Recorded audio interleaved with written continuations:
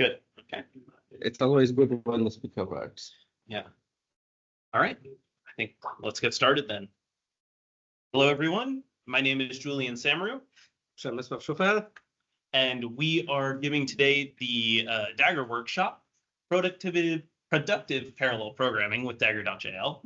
We have the QR code up here. If you haven't cloned the repository and set up Jupyter, I would definitely do that now. We'll leave this up here for just a second or two. And if anyone has any trouble, just call one of us over, I suppose. Feel free at any point during the workshop to stop us. I mean, it's a workshop, that's the whole point. If you have any trouble, something's not working, just raise your hand, let us know. And yeah, I guess. Yes. First slide.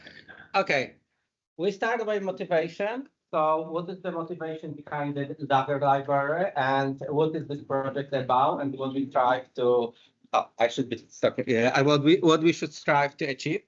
So this is the first thing to be discussed. So if you look about the possible parallelism options that you have for Julia, you have basically three types of parallelism that you can do for now. It's either multi-threading. So I'm skipping like single instruction, multiple data. I'm skipping green threads or coroutines. Okay, but real parallelism, we have three options.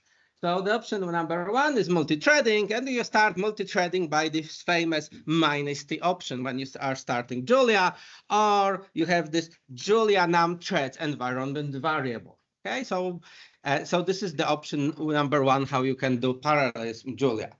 The second type of parallelism is multiprocessing. Of course, they all can be combined.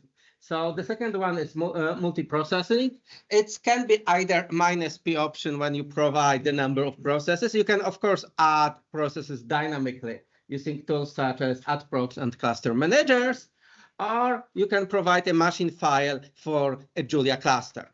And again, the processes can be added locally via AddProcs, or there is extension to AddProcs functionality when the processes can be added remotely, and even you can communicate with various cluster managers via clustermanagers.jl package. So this is the second type of parallelism we have in Julia. And the third time, it's GPU computing. Okay, so you can write your Julia code, and then if a Julia function is operating on the data that is in the memory of the GPU accelerator, and this is just used by the type, so this is happening through the multiple dispatch, then the multi-dispatch in the compiling toolchain, it's happening that it gets LLVM compiles it's for the GPU. Okay, so we have those types of parallelism available in Julia. And now this is motivation. This is why the Dagger is being created. Each of those parallelism types has a different API, and this is I will be discussing through the next two or three slides. So you can see, for an example, that in multi-threading you have threads at spawn, fetch, threads at threads for a parallel loop. And then you have task, multiprocessing. So task in multiprocessing for a parallel loop. So for spawning processes, you have distributed at spawn. So this is kind of similar API. But then you have again fetch function. Then you have, it should be function of the macro. So you have the fetch function. You have add distributed macro for parallel threads. So again, for parallel threads, you have a distributed macro. And the API, the programming API for GPU is yet completely different. Switch the camera. Okay. Which one? No, it's none of those. None of these. Sorry, technical issue. Yep. We didn't connect it. Connected there. Where would we see it? Logitech meetup. Ah. Yes, great. So Okay, we got the maybe camera. also the sound, you have to switch the microphone. Okay, Oh, it's in on Logitech already at the top. speaker, Oh, speaker. Never mind. but microphone. Yeah. Lo-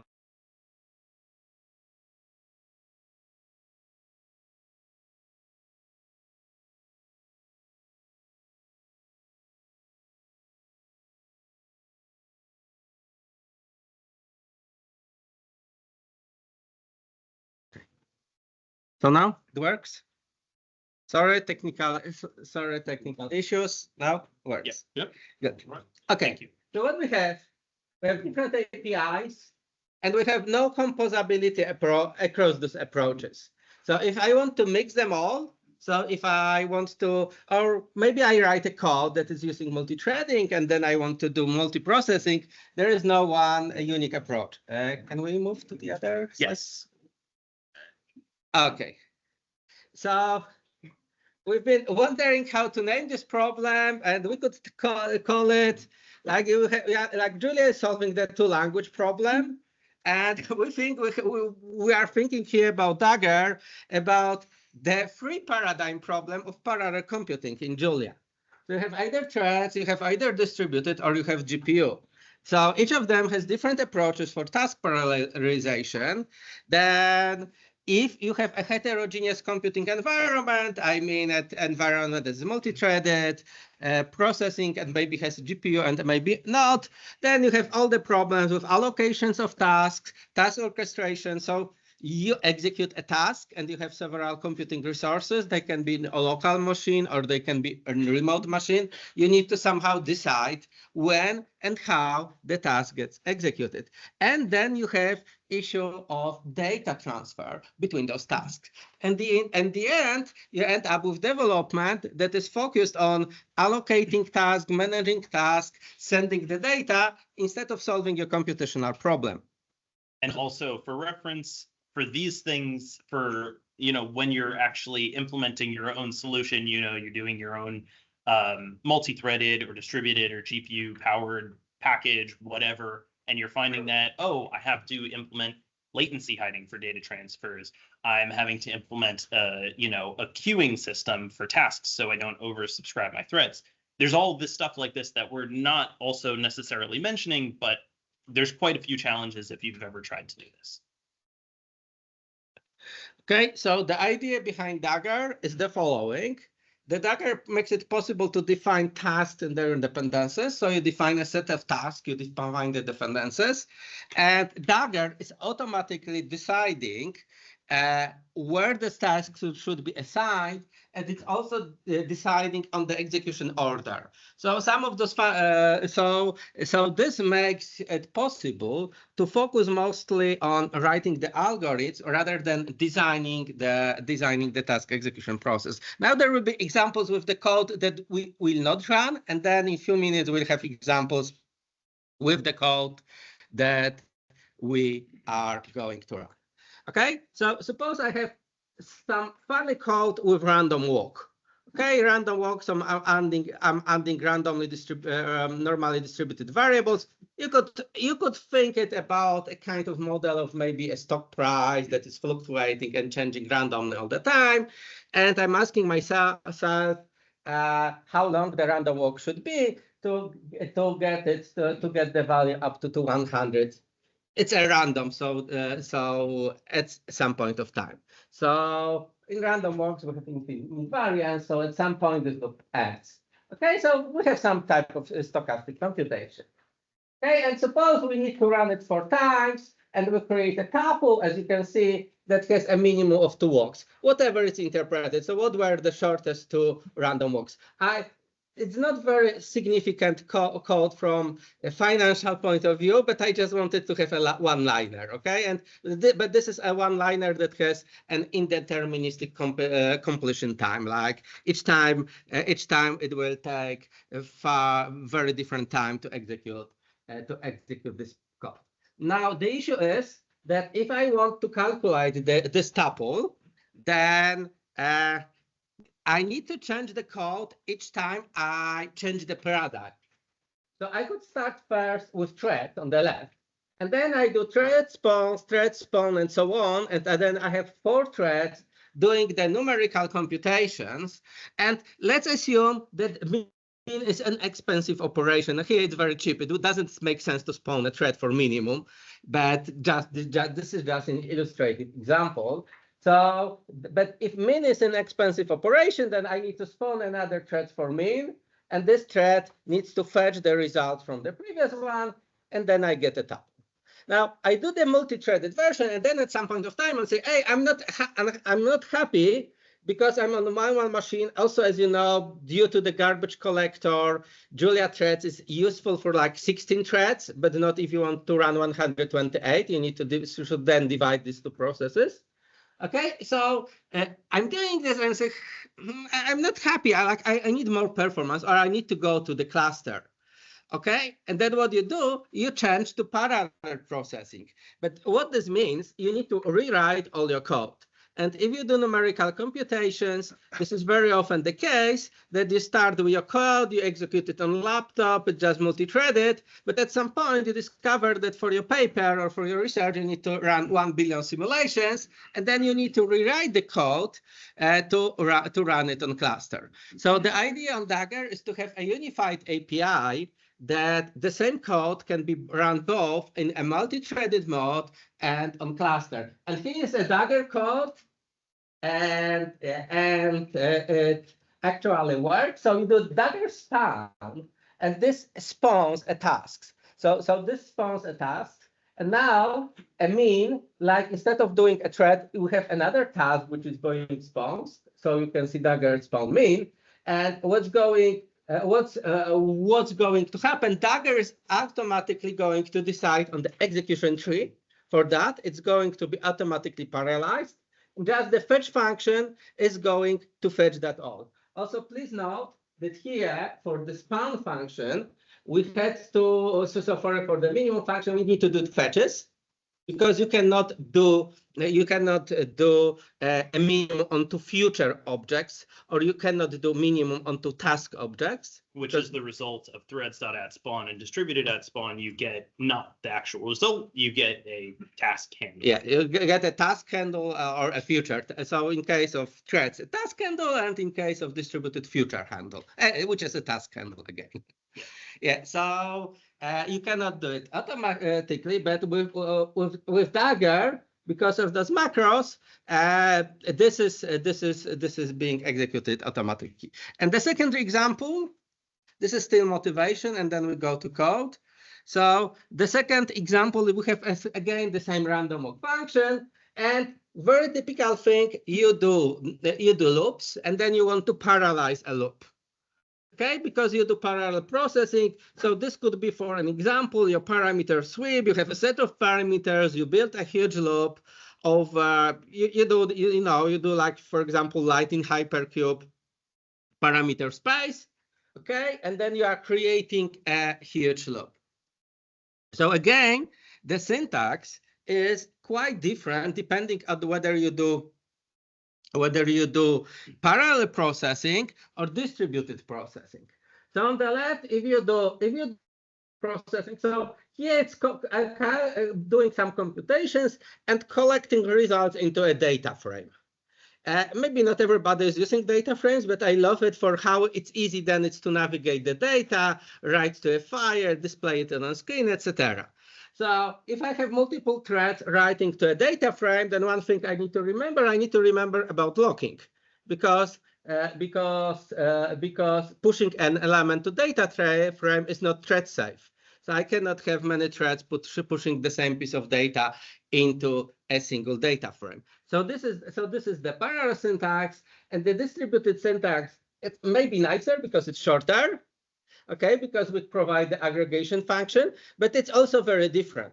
So what you can see, if you write one piece of code, again, you have a parallel code, and then suddenly you need to move onto distributed code because you have multiple processes. So you want to scale out your computations, you need to redesign your code. And even in very basic hello world examples, you see that those two codes on the left are very different apart.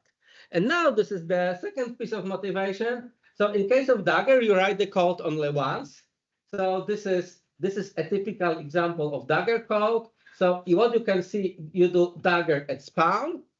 And here in this example, I have only one column in my data frame. But basically, this map calls, this is from dataframes.jl, it's just applying the function to all columns. So fetch is returning an identity if it's not a task. So it doesn't matter. So basically, this generic code can be run both in multi-threaded mode, in distributed computing mode, and also what we are going to show you later then in the source code, in a code that is mixing both parallel processing and multi-threading. Okay, so this single code, you write the code once and then execute it in different patterns. And now we move on to one quick note. I didn't catch this before. The way this is specified is technically not correct. I will make a point about this later in the presentation. We'll actually see an example of this. But this will not actually do exactly what you want. You need to make this an anonymous function. In case anyone sees that point later in the presentation and thinks back, like, that doesn't make sense. That was missed. Okay, yes, that's okay. So give me a sec. And if I can find, oh, there I am. My hair is a mess. All right. Okay. And let's get to doing some actual code examples. So obviously, you know, the presenters here today. I also want to just quick shout out to Rabab, one of my collaborators, who helped a lot with many of the things that went into this presentation. Okay, so hopefully everyone here has gotten their notebook set up and running. If you did not see the discourse post about a week ago, I would highly recommend having Julia 1.11 installed. If you don't, that is okay. You can still do the workshop without 1.11, but there's going to be some stuff mixing threads and distributed, which kind of only works on 1.11. So just beware. If you have not already, please run this setup.jl script right here. If for any reason you have to restart your kernel, restart the notebook, whatever, and you're going to jump back to wherever we are in the presentation, please just first run the setup script. It's going to load all the packages you need, precompile stuff, set up Julia workers, stuff like that. Okay. Is that okay for one thing? Yeah. Yeah, I just changed it to like some number. So at the bottom of the setup script, there's like a little colon for the number of threads. Just change that to like 2 to 4 or something like that. I have no idea what that. Okay. 1 second. Where's the bottom of it? Yeah. This guy here? Yeah, so line 51 of the setup script. Okay. Just change that to threads equals some number. And I thought I had pushed that change. Okay, so I'm going to do this real quick. Yeah, why is it an array there? You should be able to do that. If it doesn't work, then please tell me. Okay, this was the old line, and this one, did you just do thread equals 1 or threads equals 1? I did threads equals 1 without the array. Should also work. This is just some warm-up code. It does not matter if this does not run. Yes.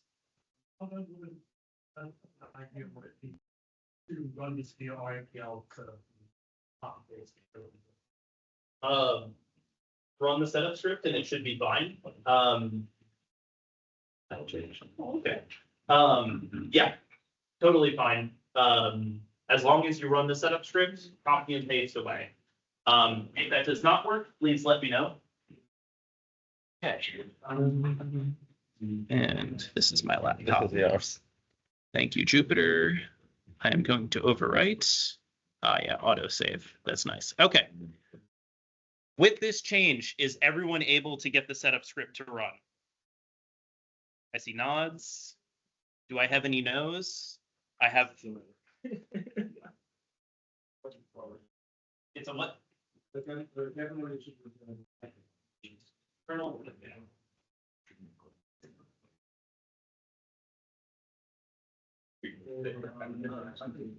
They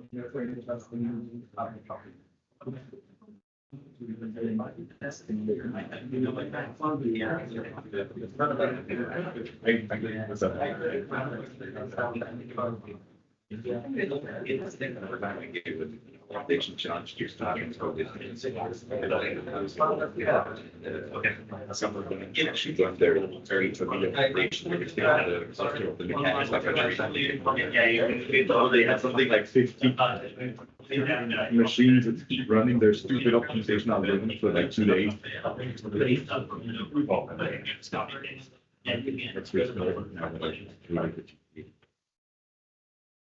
That's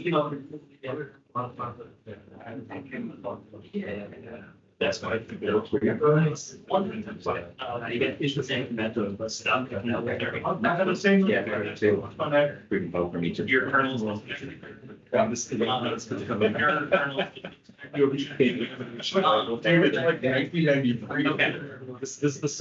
this.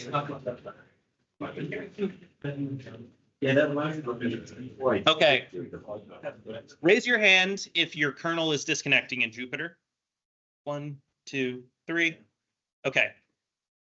What I will have you all do is basically just comment out this entire block from here to, yeah, you can disable this. If you comment this out, restart your kernel and run, this is going to just disable distributed. If you're familiar with Julia's distributed, it is somewhat buggy sometimes. It uses a lot of memory, does all sorts of fun stuff. Sometimes we just need to skip using distributed and we'll come back around and fix these issues in the future. So try commenting this block out right here that I'll select this so you can see which one I'm talking about. Try commenting this block out if you're getting kernel disconnect issues and try to reconnect. If that still does not work, just run this from the REPL. Start Julia -- project in this directory, include the setup script, and then copy and paste. Any other issues before we start? Raise hands if so. Good. Okay. And I'm gonna uncomment this on my side. Okay, let's get to it. All right. So just some quick motivation, maybe. So why do we actually want to have this workshop? I mean, obviously you want to learn about Dagger, sure, but why?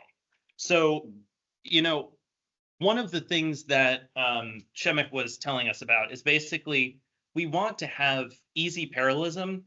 We want to have composable parallelism. So easy parallelism, you want to have nice APIs like @spawn, fetch, stuff like that, right?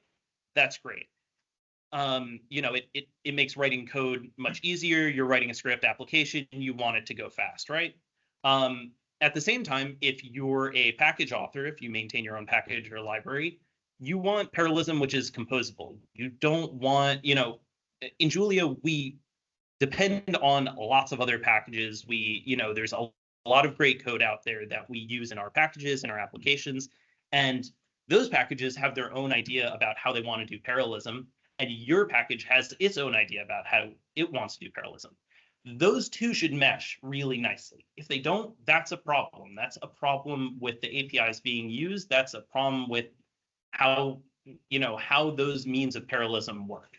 And so the whole point of this is I'm saying that Dagger basically is a solution to this problem, if you've ever encountered this.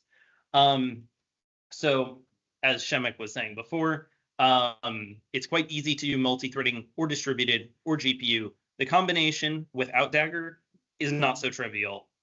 It's a lot of work and headaches for you, the user or package author. So Dagger can obviously fix all this. Part of why we're saying this. People see this later in the workshop. Real quickly, what is Dagger? If you join this workshop and you don't actually really know what Dagger is, and that's totally fine. Dagger is a few things. It's actually many things. Unified task interface for multi-threading, distributed, GPU, eventually IPU, weird stuff like that. Whatever hardware resources you have, there is a single task API that allows you to utilize all of those resources.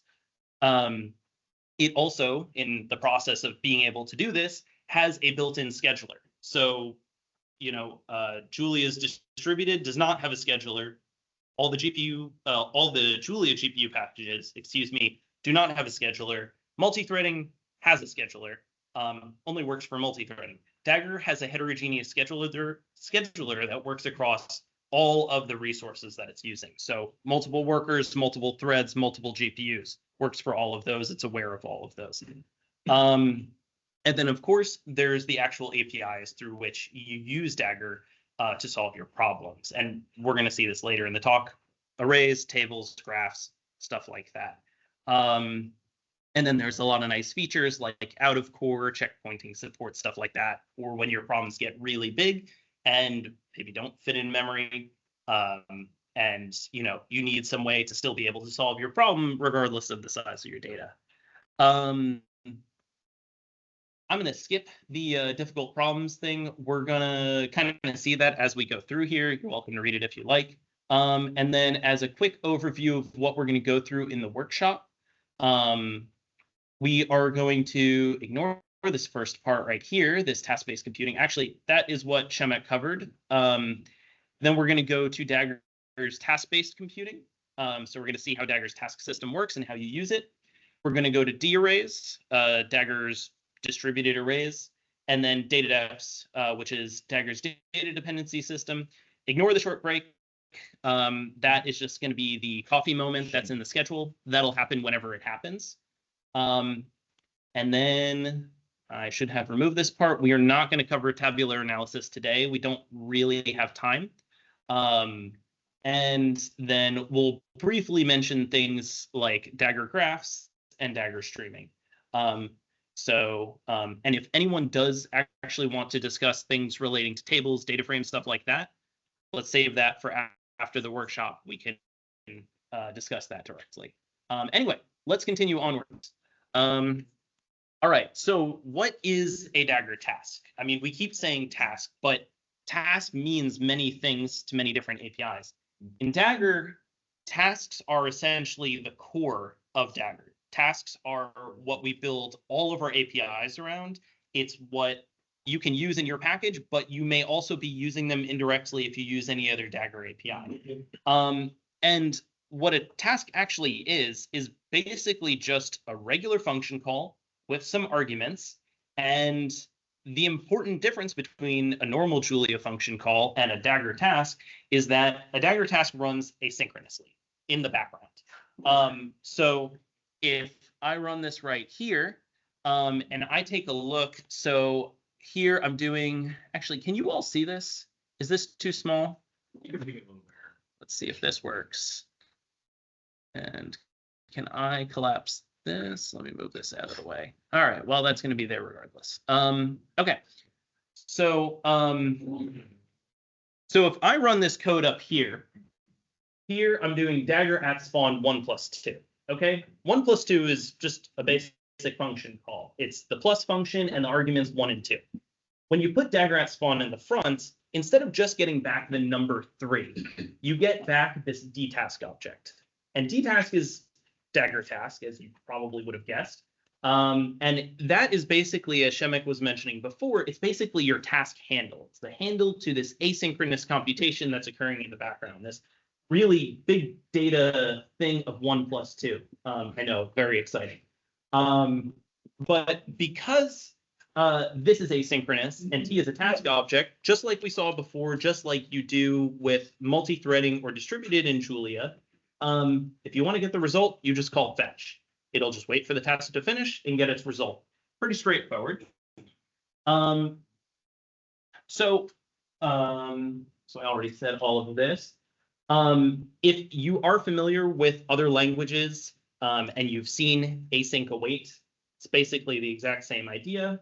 It's the same idea that Julia's multi-threading or distributed does. You have, instead of a direct function call, you have this kind of async thing, and you just need to wait for it to complete. Anyway, moving on from there. Oh, that was not what I intended to paste. I have a wonderful keyboard. So with Dagger, as we saw in Shemik's presentation at the beginning, you can chain tasks together. So I can say, okay, I'm going to spawn a Dagger task and I'm going to call it A, and it's going to do 1 + 2 in the background. It's not going to take very long to complete, but I can, while that's running in the background, I can pass A to another Dagger at spawn call as an argument. No fetch, nothing like that. You just put it right in there. You say, this is the function I'm going to call. Here is the argument that it's going to be. Even though it's asynchronous, doesn't matter. You pass that right in there, and that works just fine because Dagger is aware of its own tasks and automatically unwraps them for you, automatically handles all the ordering and stuff that you need to do to execute stuff in, you know, the right order, as you might expect.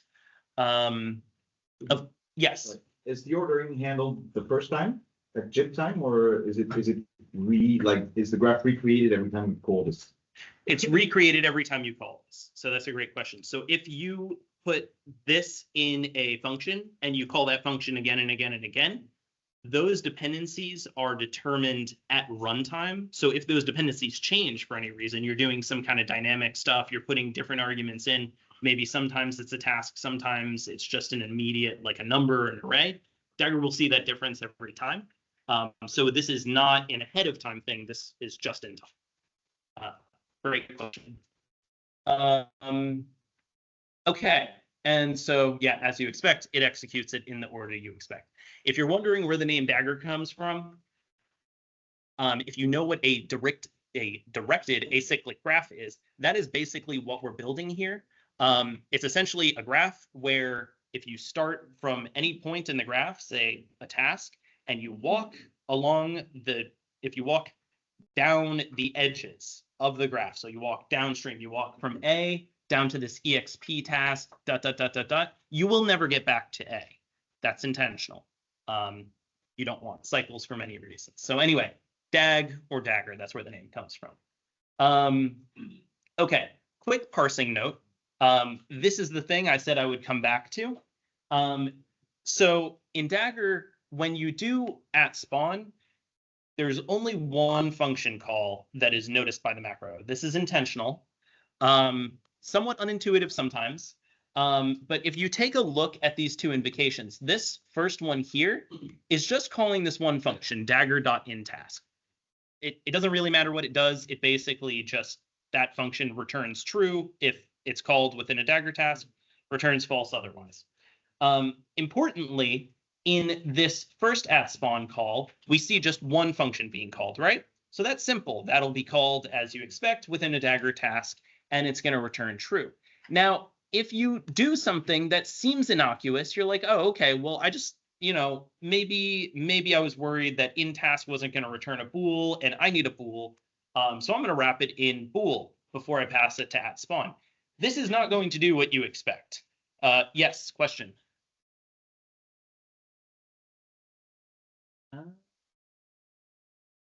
Which? Okay, this is something. I've already solved it for someone. You need to install this version, GPS Workshop 2024. They have 0.18.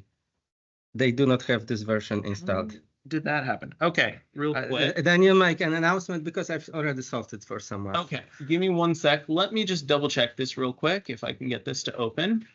No, this is not the right place. Yes, that is fair. I did not put the manifest in here. Okay, that is the issue. Wonderful. Give me just a moment. So we are running the currently wrong version of Dagger. We have a separate branch put together for this talk, has a variety of fixes and stuff like that we haven't had a chance to merge. I'm going to have everyone switch to that branch because we're going to rely on that for this talk. Give me just 1 moment. I'm going to push the manifest for this. That was silly of me. Give me just 1 moment. Yeah, that's why. If you intend to include the manifest in your Git repository, do not put manifest.toml in your Git ignore. That's a bad idea. Okay, and just give me 1 sec to validate. that. I'm not going to send you guys dev packages. Yeah, that'll work. Okay, great. Manifest. Give me one moment. Get. Okay. Let's do this. I'm going to give everyone a piece of code to run. Instead of expecting, well, yeah, we're going to probably need to do a git pull. That's okay. Let's do this real quick. I'm going to just steal a cell. Okay, let me see. Should we just have everyone git pull? It's probably easier, right? So, or maybe they can look at and this Dagger hash and GPS slash. If you're doing the same, then you can say name equals Dagger, then equals GPS slash blah, blah, blah. Yeah. Okay. There's like 2 or 3 other packages that we're gonna need. Maybe the git pull from manifest is the. Yeah. Okay. If you were familiar with Git, please git pull the latest changes to the workshop. I'm sorry about this. If you are not familiar with Git, raise your hand and we will come around and help you figure this out. If you have any troubles pulling, also raise your hand. Sorry about this. Once you're done with this, please restart your kernel and run the setup script at the top. If I can figure out where my mouse is. Here's my mouse. Okay. And run this setup script at the top. Once you have git pulled and restarted your kernel, please rerun this include. I'm going to give everyone just a second to do that. And then, again, anyone has any issues, please raise your hand. Should we mail at the development branch for Dagger DPU? I'm expecting it to be in the dev folder. You know, And where are you seeing that actually? when I'm trying, it's changing it to like prove all, like yeah, it's expecting it to be here. So it's like we need to have like But that's what he's saying. Dagger. It works better than it's. No, you should be able to add, it's now in the manifest, so you should put the GPS slash workshop. Yeah, I did. Old manifest. That- This might be the- Yeah, that's the old. Yeah. Oh, yeah. Yeah, because people are gonna have to. Hopefully it'll cooperate, probably won't cooperate. Does they get pulled and displaced? Yeah. Okay, if you are git pulling and you get an error from Git, like, oh, blah, blah, blah, can't pull manifest.toml, delete your old manifest.toml first and then git pull if you didn't already know to do that.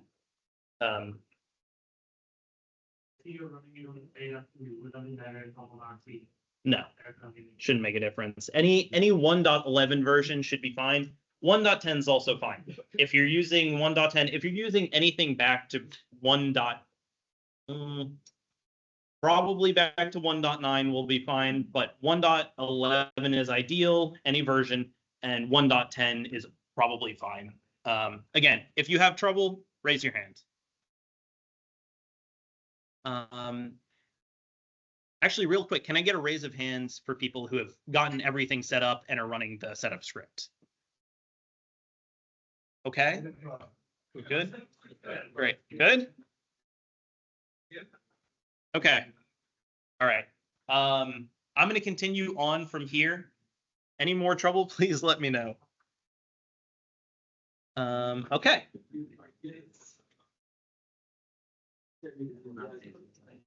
Okay. All right. Well, let us. Okay. All right. Let's get back to the example we were looking at before. Would you mind helping in the back? Have a hand raised. So, okay. Basically, so now, hopefully, if you run this code you will also hopefully get the exact same result I do, which is this, not an error. So what, okay, so the difference between these two calls, Dagger at spawn expects one function call, okay? If you put multiple function calls in there, what Dagger will do is it will say, okay, I have my one function call. In the second case, that function call is bool, kind of useless. And everything else I'm going to evaluate immediately so I can then pass that in as an argument. So this is different from threads.addSpawn. This is probably different from distributed add spawn. Those will happily take whatever big expression you've got and then go run that entire thing wherever. Dagger will not do that. There are a number of reasons for that. If you wanted to do something like this, though, if you had multiple things you wanted to do, and I should have given this its own line because that would have been smart. What you can do is, now that you're all using the right version of Dagger, you should be able to do this, where you basically make it an anonymous function, and we're not passing any arguments here, so just empty, open, close. And what this does is it basically tells Dagger, okay, I want this entire expression to be the thing that you work with, because this is the entire function to be called. Anyway, just an important point about parsing. When you start using Dagger, if you get some weird behavior, make sure you're not doing this right here. Okay, let's move on from there. Errors and exceptions. So, yes, okay. Yes. Like how you automatically in the macro. Okay. Yeah. And the reason why you Okay, so that's a great question. The question is, why don't we do this in macro? It's easy for us to do stuff like that if we wanted to. So the problem that happens when you do that is that in Dagger, we have this nice handling of dtask arguments, Dagger task arguments, right? You pass one in and it's automatically unwrapped for you. The problem is if you pass in just some arbitrary expression, it gets a lot harder to go in and unwrap all of those and detect those dependencies in the first place. And as we evolve Dagger and we handle different types of objects that we essentially want to automatically unwrap, there are other ones as well. That just gets complicated and becomes a mess. And there are a lot of other features within Dagger's scheduler that are based on, here is the function that I'm calling, here are the types of the arguments that I'm passing in. I want this information because this is specifically useful. Briefly, let me mention this right now. Dagger Scheduler does track the function and argument types that you call for each task, and it measures the amount of time that each of those tasks takes to execute and uses that to drive scheduling. If this was just a blob, this was just an expression, you could not do that. There's going to be a lot of other things that we add to the scheduler that do exactly this, that look at the so-called signature to do really cool stuff. So, I mean, if you need to do something like this, you know, you can just anonymous function it. But that's a great question. Thank you. Okay. Errors and exceptions. So, you know, code throws exceptions. That's fine. Yes.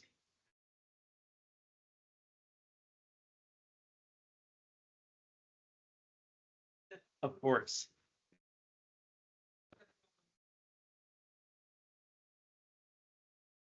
Okay.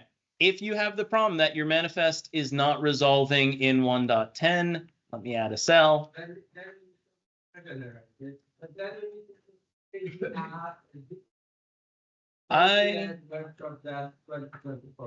This probably will work if you do this.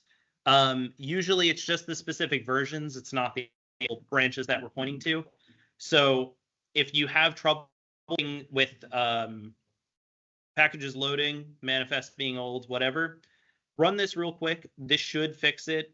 You can also do the infinite mix of, you know, resolve and then try instantiate and then maybe try update again and then maybe try resolve, and eventually it might fix itself.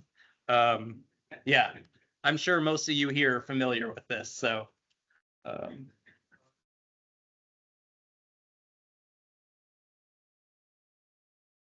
Oh, okay. Yeah. Suggestion was just add a package like statistics and it's going to automatically resolve for you again. Is that kind of the point? Yeah. You can figure out to bump it down to 1.10 or whatever. Okay, great. Yeah. So also alternative is just package.add statistics or, you know, a standard library or something like that. Thank you for that. Okay. In the absence of other issues, we will go back to errors and exceptions. So, okay, code throws errors. That's fine. That's a normal part of life. And this is not a problem for Dagger. So say, for example, that you thought that the error function was actually something else, and you did this, and you said error, oops. Well, this task here that we're spawning is going to throw an error, okay? And that's fine. In Dagger, we track these errors, and we basically have a nice way to report them back to you when they happen. So I'll come back to the code in a second. Basically, when we go and okay, we've spawned this task that's going to error, and then we go and fetch this. What happens is we get this dtask failed exception. Scroll. And what we can see, so this exception has some nice features. It's a little bit verbose, but if you're debugging real issues with Dagger, you will appreciate its verbosity. So it shows you, okay, what was the actual exception that somewhere caused this problem? So it shows you, okay, it's an error exception, and the exception, oh, oops, okay, that's how it prints out. You've got your stack trace. We see, oh, yeah, we called the error function, passed it a string. And then we were in the deep bowels of Dagger. And then eventually we get to the thing you actually, where you actually called this within your notebook. This guy here. There's this little thing at the bottom here that says, okay, which task actually did this? Which task threw the error? Specifically, this one's showing you which task did I just try to fetch. This was task 13, the one that actually called the error, right? So this expands and gets more useful. So if we run, say we have 3 tasks. We have, our one that's erroring. But then we have 2 more tasks because, that one's asynchronous. It's running. It's generating its error in the background. And now we're adding more tasks onto the DAG that are depending on T1 directly or indirectly. Well, what's going to happen is that first task is going to error. And internally, Dagger is going to see task 2 depends on task 1. Okay. Oh no, task 1 has an error. Well, Dagger is going to immediately say, well, hey, there's no value I can substitute in for T1 that's going to work here because T1 errored. So T2, I'm going to automatically inject an error into. And then T3, same situation. So when I go and fetch from T3, I'm going to get this same top part right here where I see, oh, okay, it's an error exception, oops, which interestingly, you don't see from here where you would get an error exception. But if you scroll down through the stack trace, what you see is that Dagger is essentially showing you, hey, this is the chain of errors. So there was this root task here that actually threw the error, but then there are these tasks in between which essentially soaked up that error. Soaked up is the wrong word. Inherited the error is maybe better. So these here, ignore the thunk thing. Basically, it's these 2 guys right here. So these inherited the error that came from here. Clear? Any questions? Good. Okay. So let's move on. Okay. So all right. So now we kind of know parsing. We know how errors are propagated. Just some of the basics. So let's actually look at executing multiple Dagger tasks and how all of that works. So again, we've seen it's quite easy to chain up tasks. You just pass one task as an argument into another task, no problem. Here, creating a random 5,000 element vector, doing some broadcast, and whatever. Straightforward, right? One thing you'll notice if you scrutinize this a little bit is that B and C here are independent of each other. So what you basically have is you have A at the top, feeds down to B and C, and then B and C feed into D. But B and C do not depend on each other. They do not have any kind of shared dependencies. There's probably a graph term for this. But basically, we have a diamond dependency like this. Why do we care? Because B and C, because they're independent, they can also be parallel. What this means is that B and C may actually run at the same time as each other. Okay, that's great. What does this actually look like? So we have a nice little utility in here. This one is not built into Dagger. This is specific to the workshop. But what we're basically going to see is we run the exact same code again with some slight changes for visualization purposes. And we see basically the DAG. Okay, there's a lot of noise in here. Ignore all those weird numbers there. Look at these colored bubbles right here. What we can see is we have our plus up here. That was our first task. So that's A. And then we have this divide and this multiply task. These are B and C. Notice there are no edges between them. So what happens, and hopefully this will render nicely, if we look at a Gantt chart of the actual execution of this DAG, of this code, we see that that multiply and that divide in pink and orange, those are B and C. Those two executed in parallel, executed on thread 1 and thread 2 of worker 3. Whereas A and D, A is the blue plus and D is the green minus, those two are on either side. So A executed, that finished, B and C execute together. Once those are done, and only once those are done, D executes.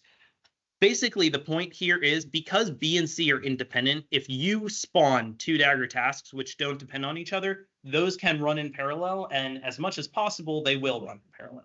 Question? So the gap between the sum operation and kind of our two B and C Yes. operations here, is that like a memory passing thing or is that like a compilation thing? All of this runs on worker 3, so that is probably just an inefficiency in Dagger. Okay. So something you will notice with Dagger currently, there are a lot of allocations and there are these gaps here. This is simply an inefficiency within Dagger that I'm working on fixing. Yeah. When basically the way Dagger is architected, there's dynamic dispatch internally. And that basically adds a little bit of overhead. I'm working on removing all of that to try to squish this together. Yeah. For larger DAGs, you won't see this. So if you use, you'll see stuff later with the D array and data depths. You don't see this anymore. It's compacted, but that's a great point. Thank you. Okay. So yeah, so we already talked through this. Now, if you want to really see this with, if you basically want to see a lot of parallelism, these are sleep calls. They're not doing a whole lot. If you just run a bunch of tasks that do not depend on each other, they will happily run in parallel. Dagger has no problem with them, except for that little gap there. I don't know why that's there. Pretend that doesn't exist. Probably if I rerun this, it will go away. Yeah, figured. Compilation time. And this part, this is just an aside. If you notice with sleep, you're going to have functions in Dagger that basically do sleep or like do nothing for the most part and have a tiny bit of time where they're actually executing. If you want to, you can tell Dagger that, let me back up for a second. Dagger executes one task per thread or per GPU device or whatever at a time. So this is different from threads.addSpawn. If you're familiar with threads.addSpawn, it will happily switch between tasks, no problem. In Dagger, we are not doing that. We are doing one Dagger task at a time. There's no switching by default. The reason for this is we're expecting that you're probably going to submit tasks for the most part that are things like BLOS calls or things like linear solves, whatever big heavy stuff. And you don't want something else interrupting that. You just want your task to run, and then the next thing can queue up after and it'll run after. If you don't want this behavior, that is totally fine. What you can do this very beautiful thing here, where you basically are telling Dagger, hey, when this sleep function runs on the CPU, which is what this thread proc thing is, this syntax will get nicer over time. It will basically look like this. What this is basically telling Dagger, hey, these sleep calls that I'm submitting, they do almost no work. You can run a bunch of them at the same time. Don't worry about it. It's honestly even kind of hard to see from the plot, but if I scroll down, I launched 10 sleep calls. There's a bunch of them overlapped in here. They're essentially running at the same time. So anyway, that's just an aside. All right, we are gonna, Shemek, we're gonna switch to the stock price example. So we're gonna take a look at stock price estimation with Dagger. Do you want this on your laptop? I think we could open on yours if it's going to work, or We will try. no, okay, I will switch to mine.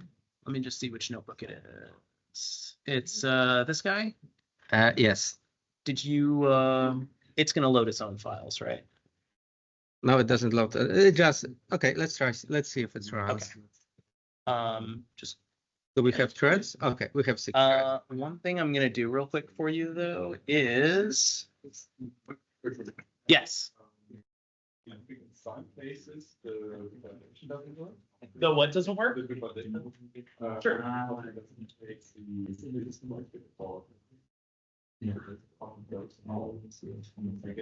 Okay. Can you just add a package that I, which version is that? Should I? Okay, I think I will do it from my laptop. Yeah. Because yours says Dagger is not installed, so it didn't load the virtual environment for some reason. Say is do pkg dot activate whatever it is. Whatever our environment. Okay, Yeah. Okay. So this is the problem. So you need to get involved in the control on the.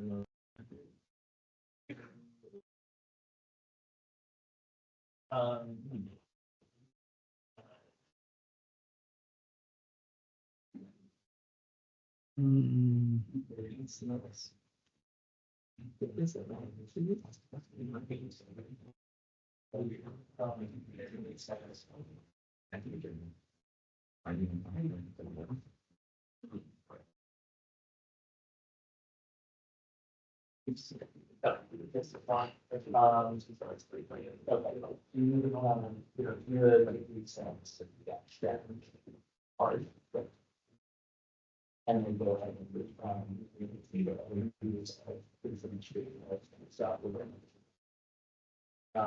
okay, quick point, if for some reason you got some errors when we did those plotting exercises and you got like a keyword argument error or something like that, like a method error, make sure that your manifest and everything in the workshop repository is clean and up to date. If you do like a git status and make sure that things like the manifest haven't really been messed with too much. I don't know. If you have a problem with this, raise your hand, basically. Okay. Is it not working?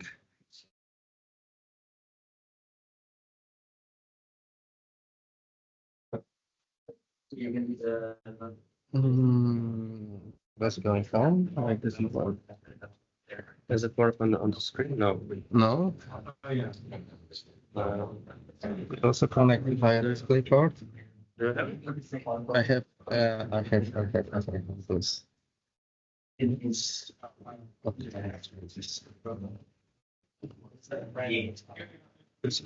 With computers like this, it's serious. I would probably start your It says that video is detected. So I'll start in a couple of moments again. And do not forget to share your screen. I think I'm sharing it.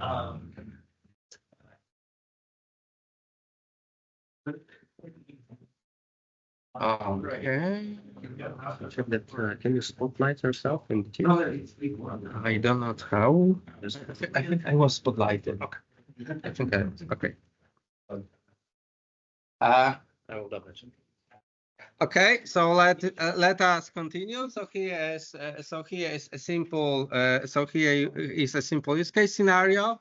So we have some number of threads being so we are running now Dagger in the multi-threaded mode, and then what we do, of course, we load the library and so on, and then what I want to do, I'm going to use Dagger to download a set of.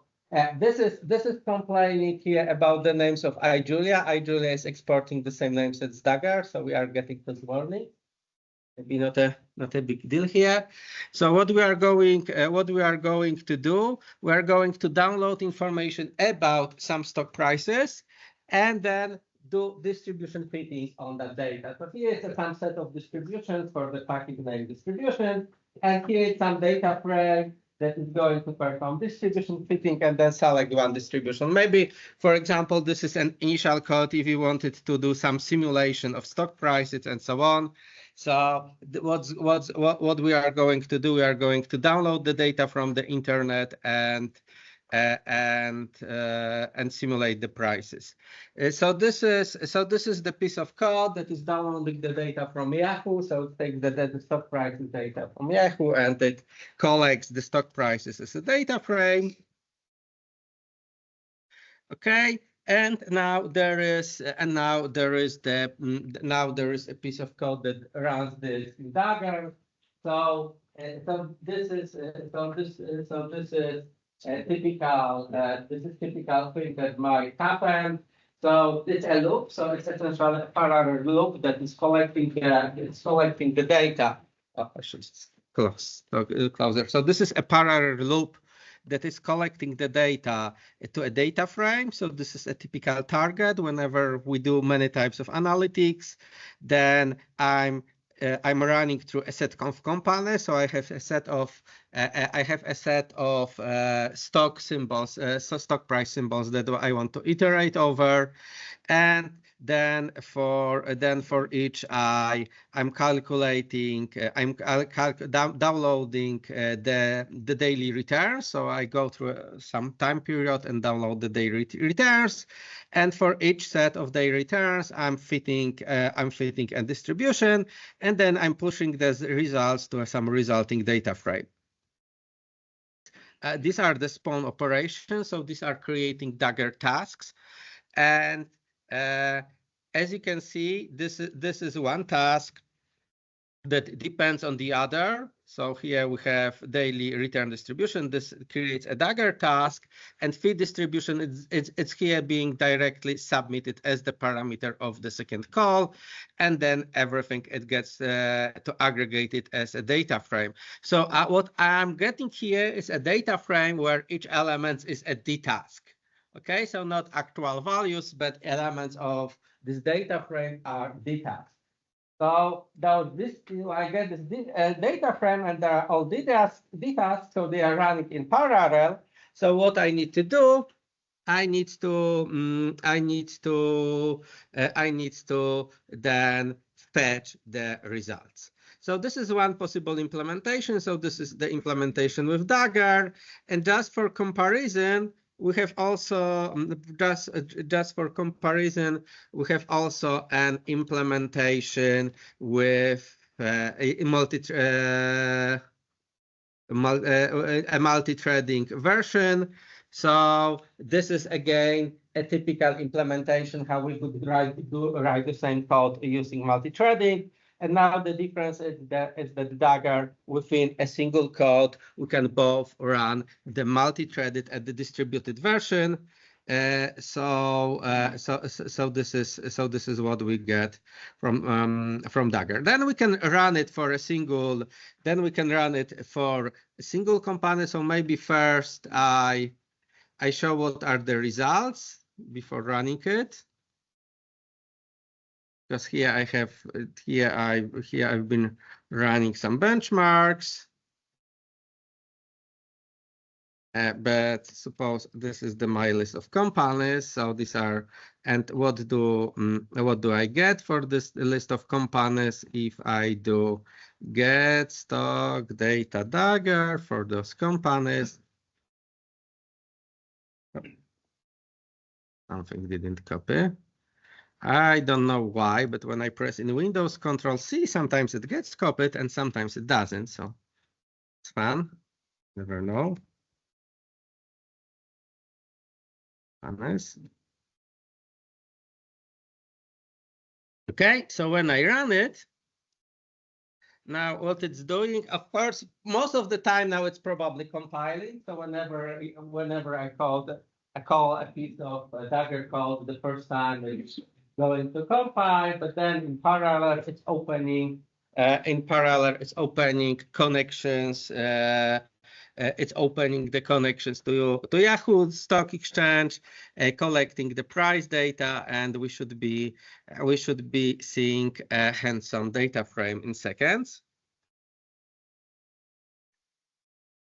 Okay, that should not. Okay, the first time it might compiling everything. Okay, so we have the following data. So we have stock price. So we have the stock price symbol like NVIDIA, Amazon, and so on. This is the history. This is the pricing history from the last month, and these are the results of which of those tried random number distribution is best describing the changes in stock prices. Then whatever we can do it later. Then just to explain how the code works, let us assume we remove this map calls thing to explain why it's needed. So I'm updating this function in this way that I remove this fetch here. Okay, and just to rerun and show you what's going to happen.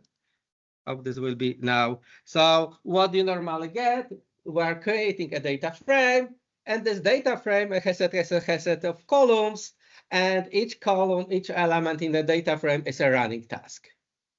Okay, so this is how we did it, and if I assign it to a data frame, that's why I that's why I had to do this map calls. And how did it go? It was map calls, then do fetch on each call, and then do it over the data frame. Okay, so this is how we are yielding the data here. And now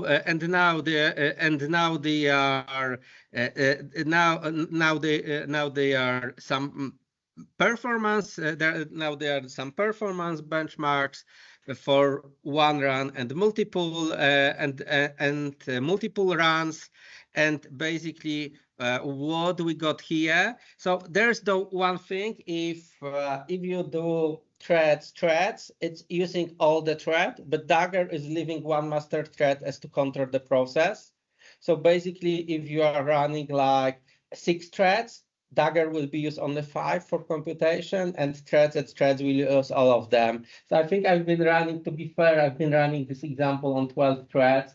And then basically what I got, what we can observe, that the performance of Dagger should be approximately the same as the performance of multi-threading. But the point is that we have a unified code that can be run on both platforms. Okay, so this is a simple example of a kind of production code in order to understand how Dagger is being used. So we just need to, we are constructing a data frame of many running tasks and fetch them all. Okay, so simple as this. And when writing this code, we do not need to provide locking mechanism, and we have a unified code both for threading and distributed. Okay, I should move to the next example. Yeah, we could do the next example. Well, that's the dynamic. Yeah, let's do that now. That sounds good. Okay. So another thing which is useful is, so suppose I have multi-threaded code. Now I'm going to use an easier example than this, just not to focus on how this stuff works. So if we have a multi-threaded code, the great advantage of Dagger is that once we have a multi-threaded code, we can very easily move to multi-processing code, okay? And this will be illustrated by another use case scenario. Okay, so I'm loading again Dagger, and what I'm going to do here, so normally when you do parallel processing, you would have a package and load this package like using add everywhere activate and add everywhere using by package. Okay, I'm here using a poor man's solution. I just generate a Julia file that I'm going to include on all workers, just for simplicity, okay, because I wanted to have it all code. Okay, but of course, normally you would generate a Julia package and you do add everywhere activated. I mean, in the distributed model. But I wanted to show a code that is kind of identical and very simple, and it sticks within a single Jupyter notebook.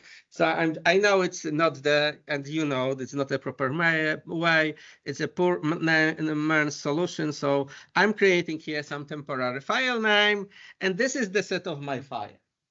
Okay, so I put into this file using data frames Dagger and some simple function. And this time, just for simplicity, it could be collecting again the stock prices and calculating the distribution. But this time I wanted to, to make a one-liner function. It's just sleeping, and then it's yielding the thread ID and the process ID. Okay, so this is a very simple function. And this is being yielded as a data frame, so it's easy to aggregate. Okay, so I'm a fan of using data frames because it's easy for me to display the data, and it always looks nice. So this is usually my favorite data structure. Okay, so I'm creating here that file. I'm just making sure it's going to get deleted. So I just added 8 exit hooks, so do not to spam the hard drive. Okay, and then what I can do, I can write a piece of function that is executing that piece of code, and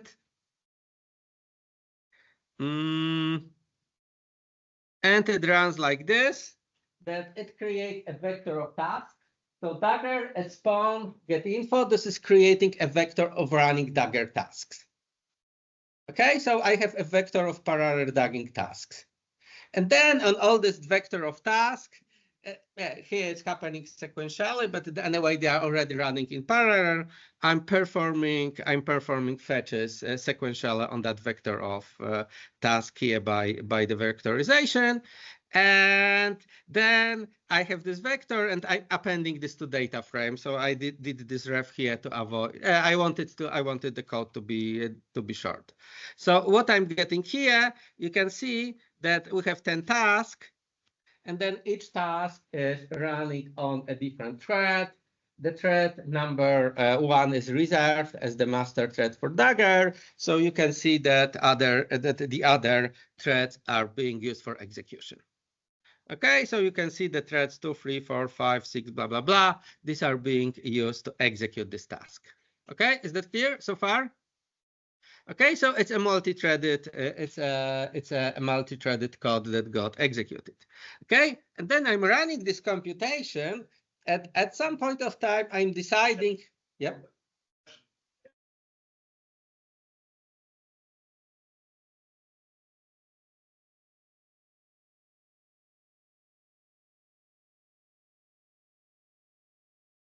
Okay, why did I decide file? To do file and include?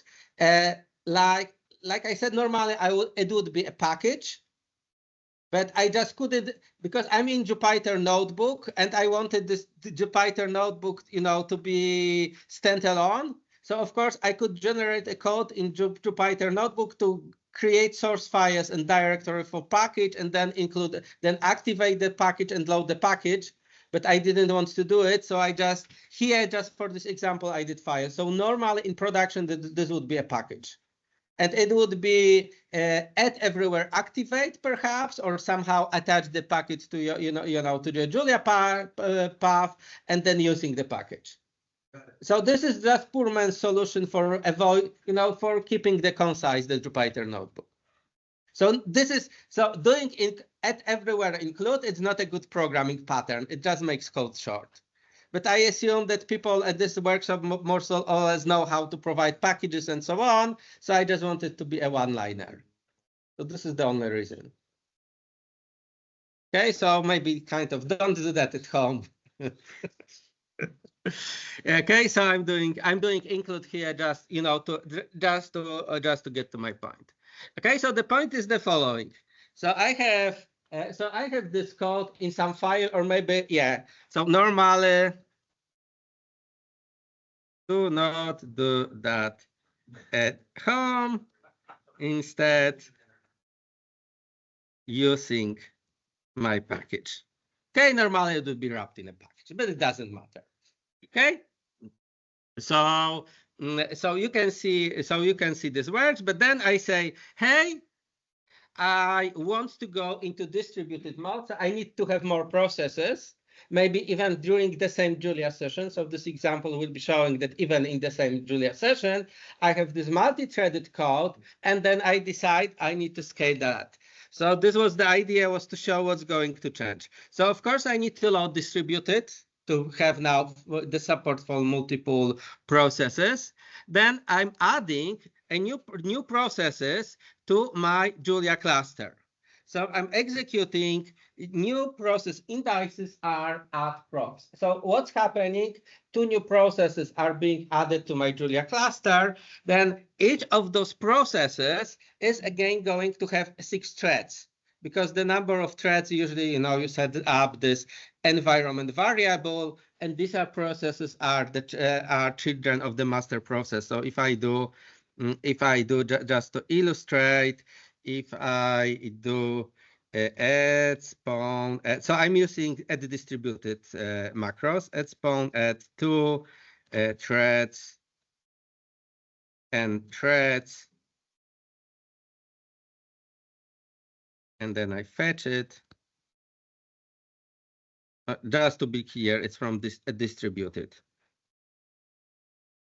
Okay, then you can see that the remote processes also have 6 threads. Okay, so now what I have 1 master process, and I have 2 worker processes where each worker process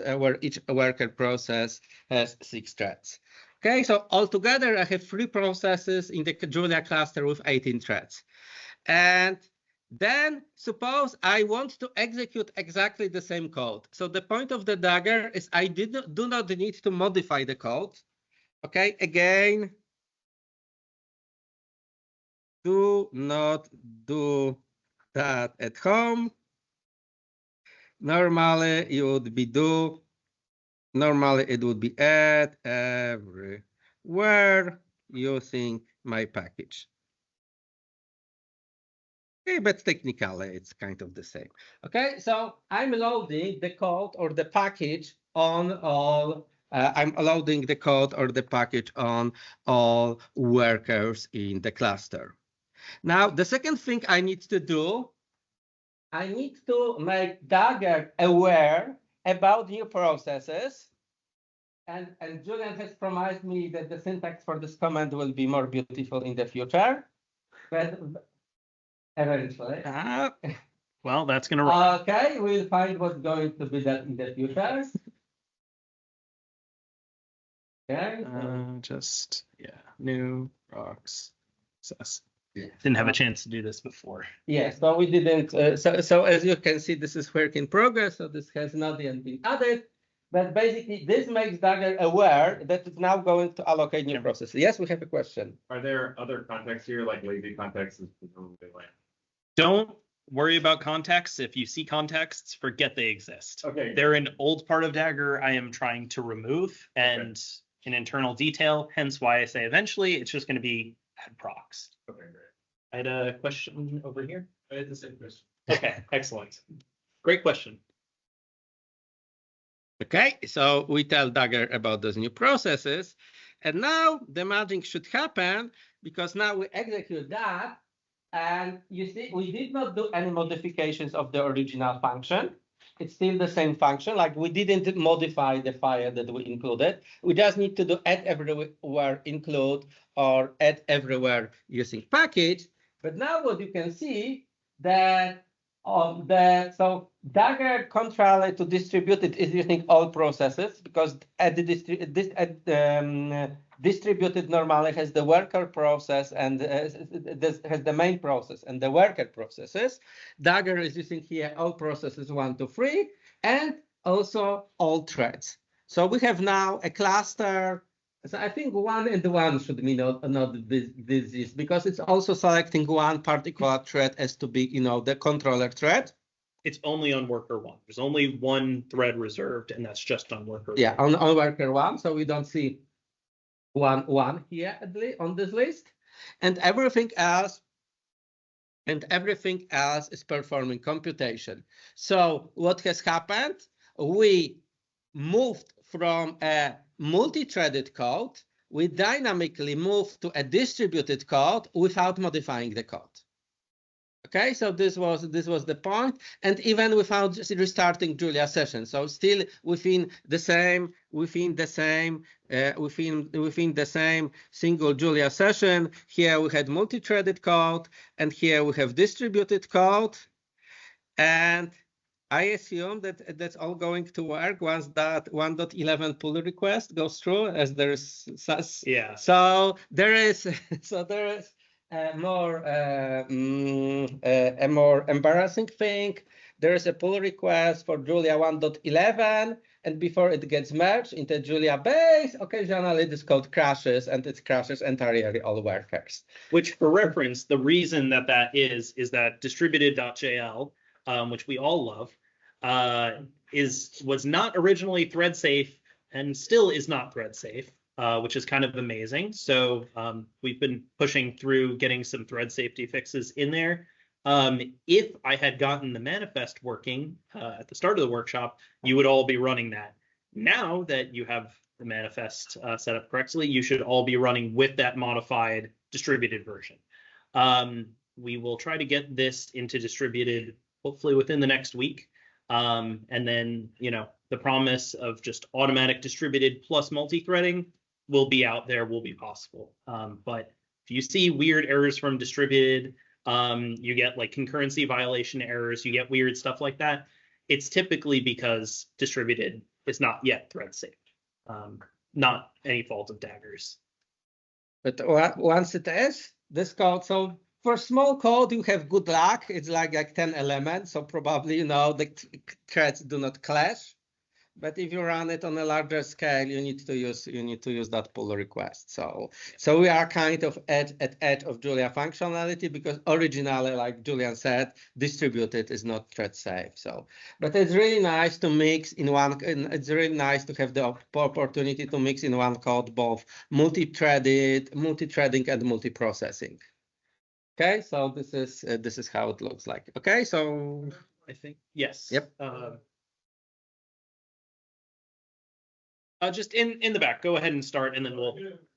So in this case, you have a line there that adds new processes, right? Mm-hmm. But you still have like 6 threads or 4 threads per node, right? Mm-hmm. Yes. Are you using both of them? Yes. Yes. Yeah. So this is the whole point. You can see it here.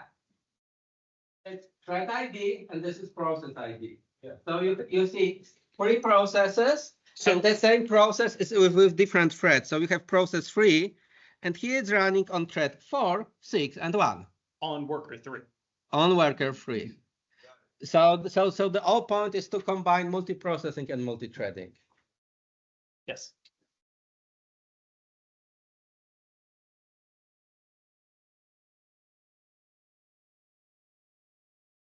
Yeah, I was going to mention that that's based on your like Julia num thread setting. Shemek probably has it set to 6, the environment variable. Yeah, you can, if you want, I'll just actually show. It's possible to ask distributed to use, to start with a specific number of Julia threads. I'm going to see if I get this right. You can do something like this. And the arguments are just passed to Julia when distributed starts. Okay, let's try. Let's give it a spin. Yes, it's only for new workers. Yes. Because for existing, as of today, for existing Julia process, the number of threads is fixed for whatever you set via the -t parameter, or here minus threads parameter, or what you set through the environment variable Julia num threads. Notably, once you do, so when you do this add procs here, normally you don't need to do this. If you've noticed that when we, in the other part of the workshop, when we loaded the setup script, we loaded Julia workers. We started more workers with multiple threads. Yeah. When Dagger is loaded after that point, Dagger automatically detects the workers and the number of threads that they have. If you add workers after Dagger has been loaded, you just need to notify Dagger that they have been added. This is something I'm also considering automating. Distributed doesn't really tell us when it adds workers, but I might just add a loop in the background that every second just looks for new workers and just adds them. That's the only reason that add procs is there, but otherwise Dagger will auto detect at startup how many resources you have available. So you can see we have workers now with a heterogeneous amount of threads. Some of workers have 12 threads and some of workers have 6 threads. Yeah, I think we had a question.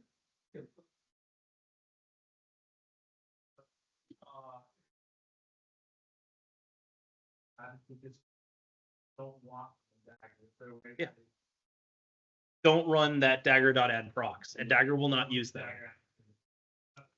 Yeah, what I would do is load Dagger first, run a little bit of Dagger code first, so just do Dagger at spawn 1+1, and then you can go along adding workers, removing workers, and Dagger will only use them if you then call Dagger.add procs.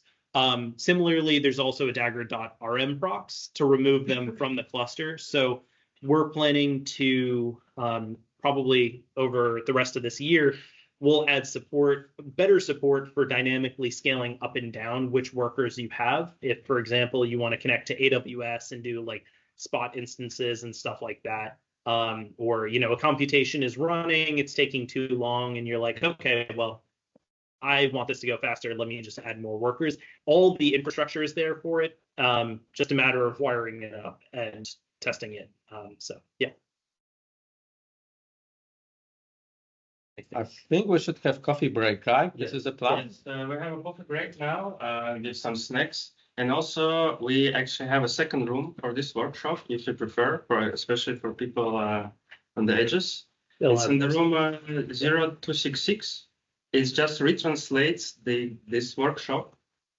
Oh, it's the same. So if you prefer, you can go in the second room. Oh, is this, so this room can run at the same time? Yes.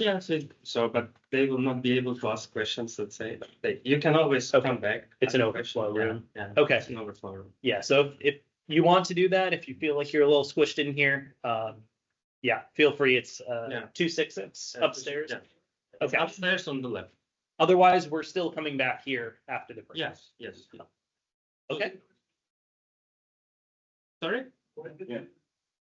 The other room does not have us. The other room is going to have this screen up with everything, but it will not have us here. So I don't know if it'll be super popular.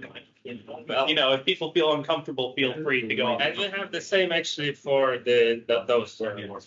And if you do choose to do that overflow room and you have questions, we're not monitoring messaging, but just come find us after the workshop. We're gonna be around the whole week, so we're always available. Okay, coffee break. Yes, sorry. Yeah, I'm getting.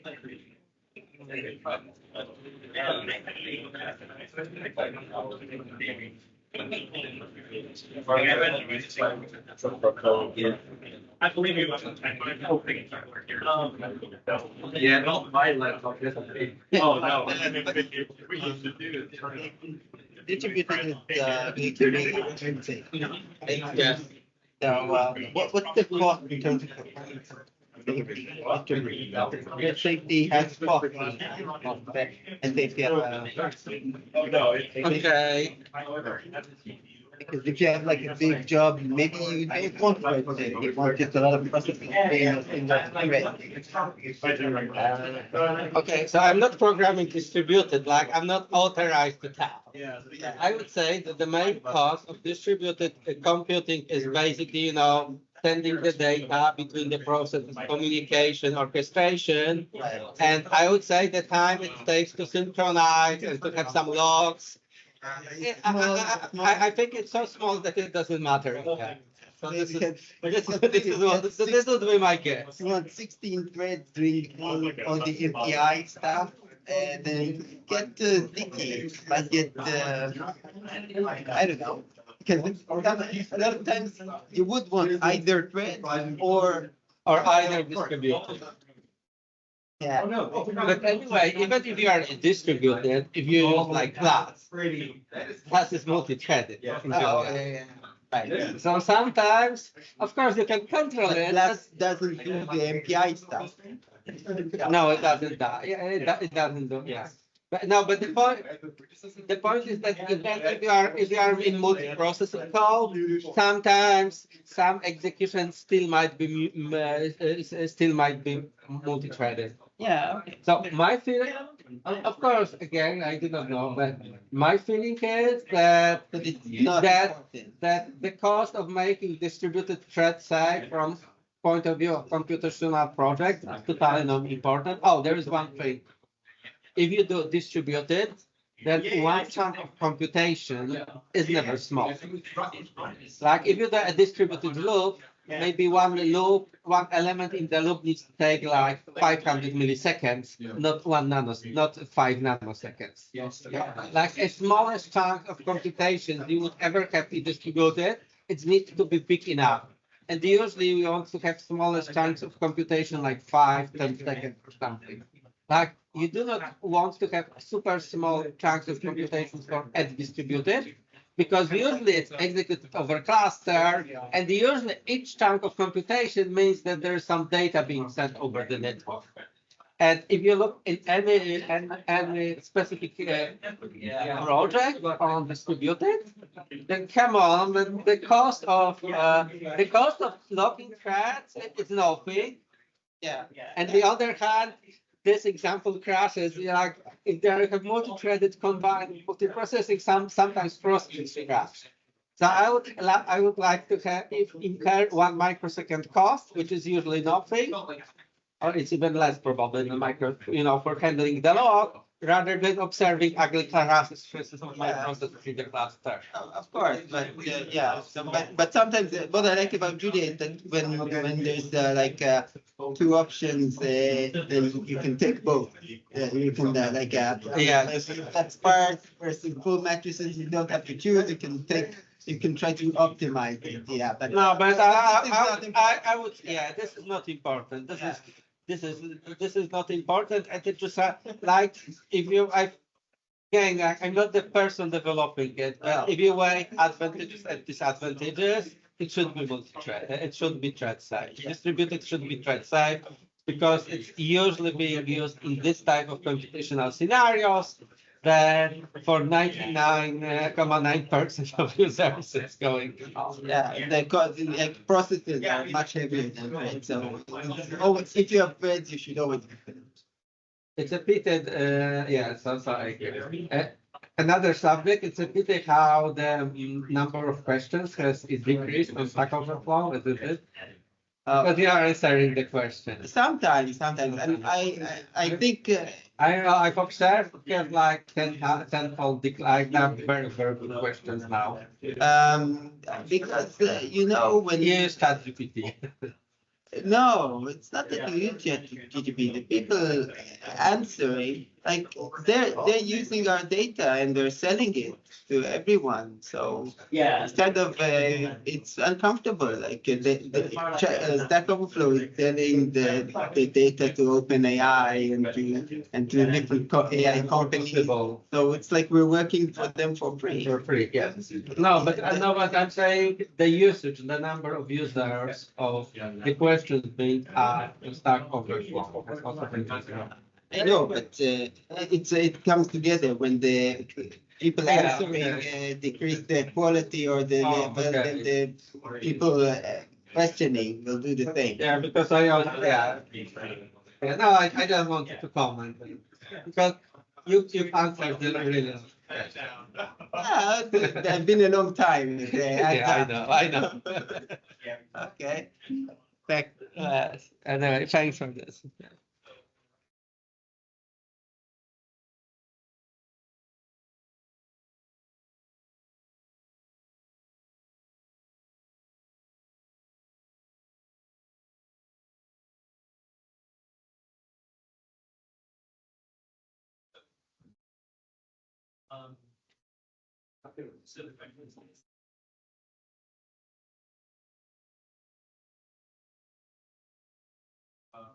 Yeah, or just up there.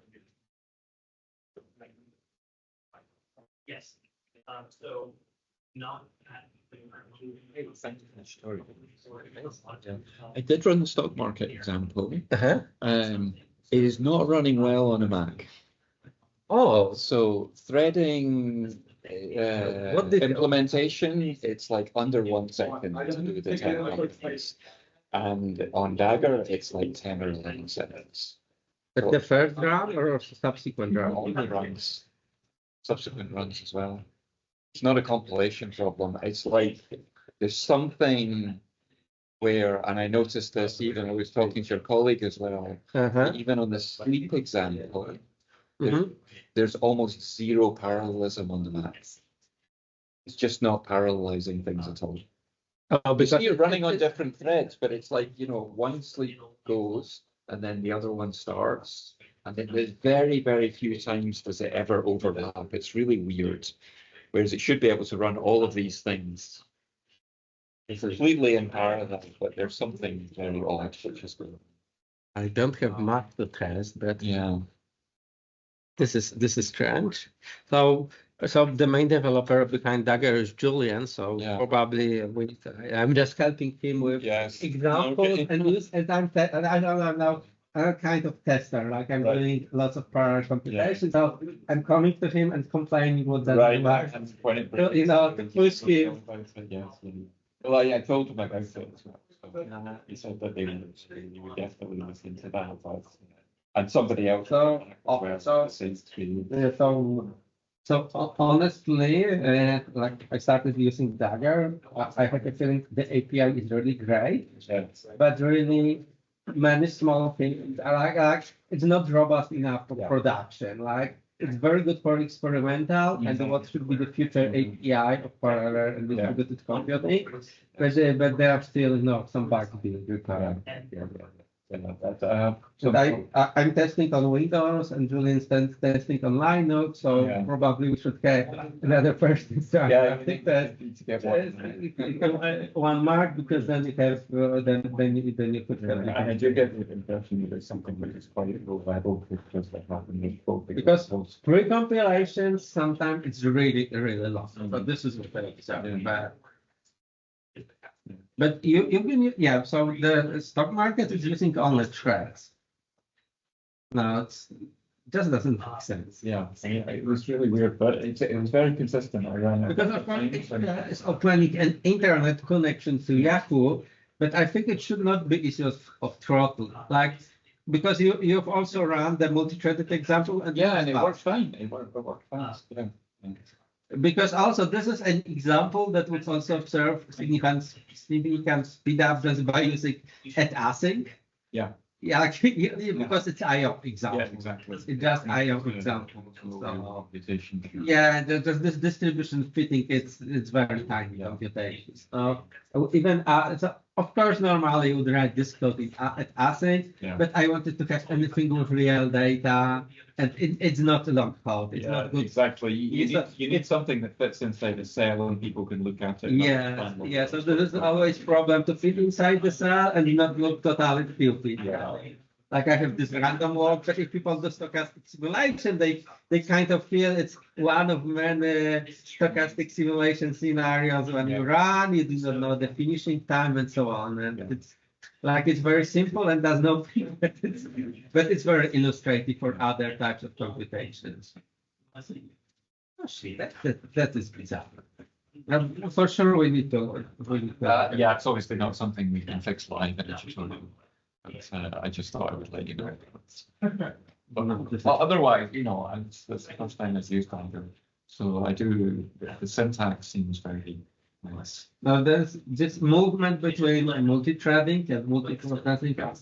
I believe this is the story about it. Yes. And also another thing Julian will be showing, just show this, there are data depth, the data dependencies, and another nice part is not shown there are the distributed arrays. So there are a few things that have very nice APIs, and they can speed up many types of computation. Yeah. But again, it's testing and some bug like. The API is beautiful. It's for sure it can be repaired, but at some places there are the bugs. Right. And then on top of that, we run bugs on JuliaCon. Like we run, running examples and preparing workshops. We found bugs in just, Julia distributed implementation. Yeah. Well, I was saying to my colleague actually that I was sort of pleased to see that, it's like nobody else's tutorials run better than our tutorials because we have exactly that same kind of issue. It just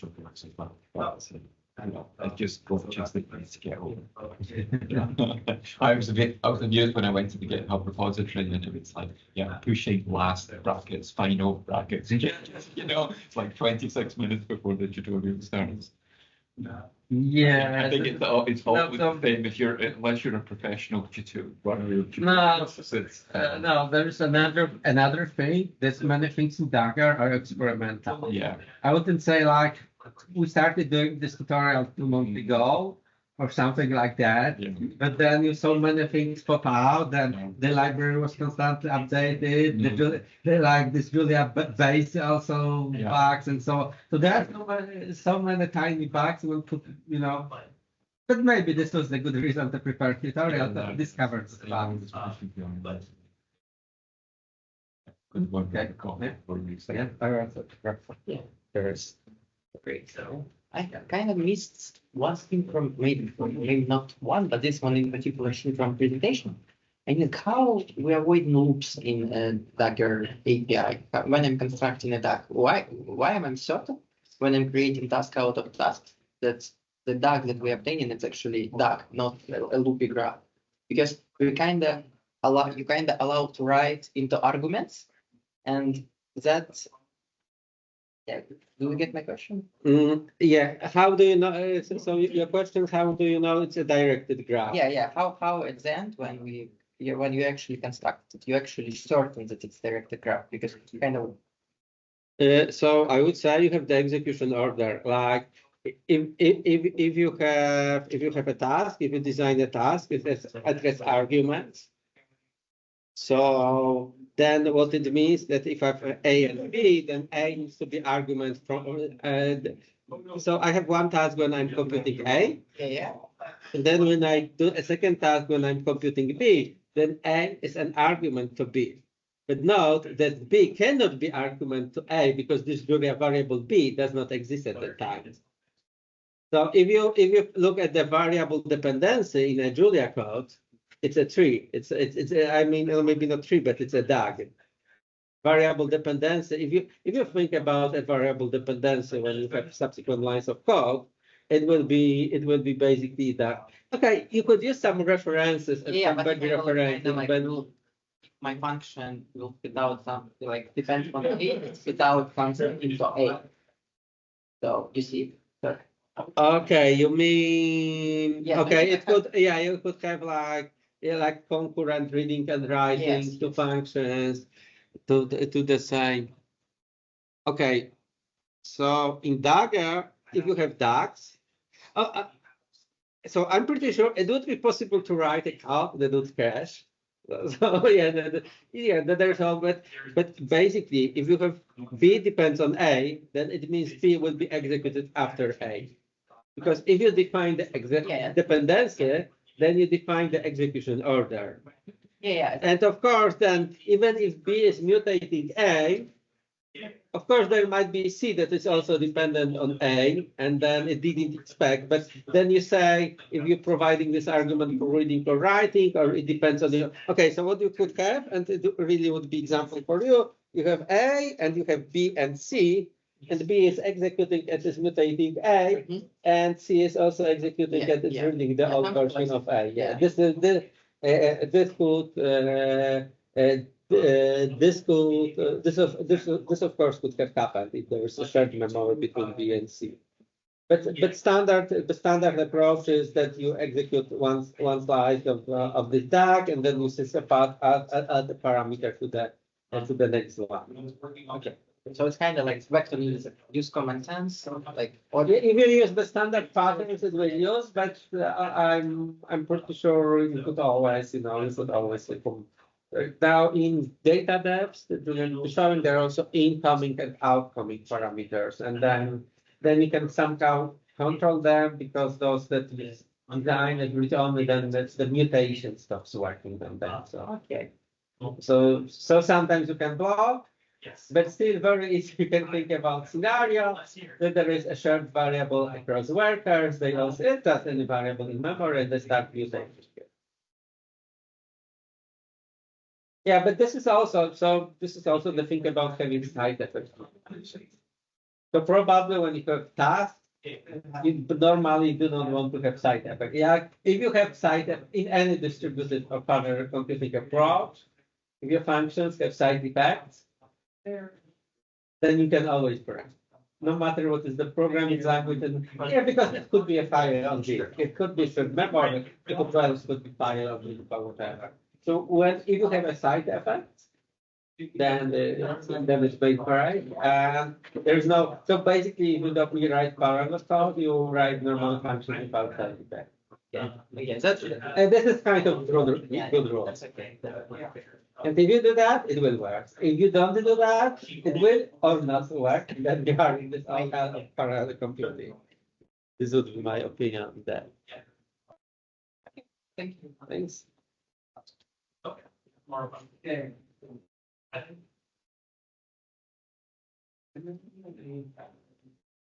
Oh, and me moderating. So I'll ask questions there. Yeah, but let's not it's in the last one. Where we break it. Yeah, you can do that, right? Yeah, I sure don't know. Yeah, I look at what goes here for video rates. We do things like you said, we're regular it's like, but it's basically it's the next thing we need I want to we can do right now part of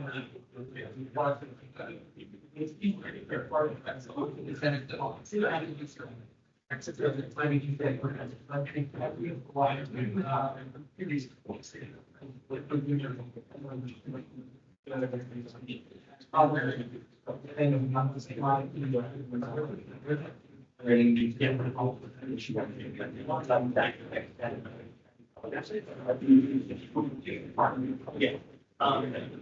Had a lot of discussion. Yeah, that's a question. So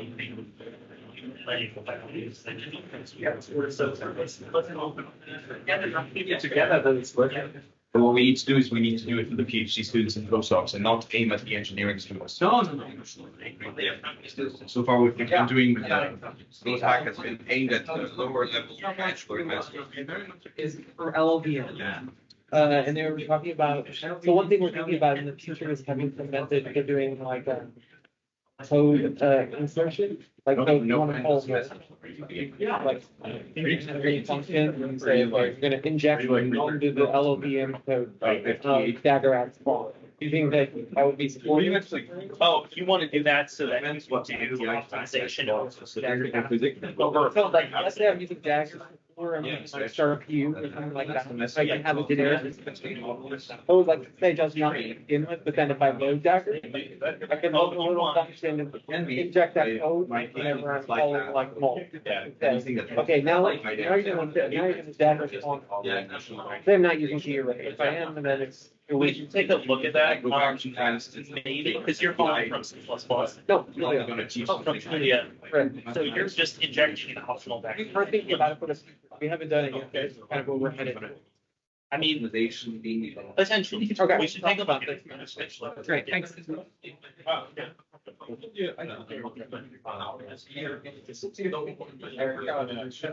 So we have, you know, AIS. So AIS like containership and basically everything, but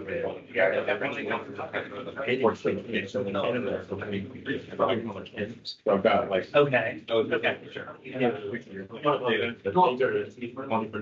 So how does it kind of handle data locality? So the scheduler will allocate, okay, I see, because your data is specifically in, it's kind of like new innovations, like which, I got, yes. The scheduler is not yet, it's something else with that, so that it knows the last place where data was accessed before on a given thread, so it's expected that the data is still of that thread. The scheduler doesn't notice yet, but I think that is something that I want to do. But it's not something we so, but it's on my list.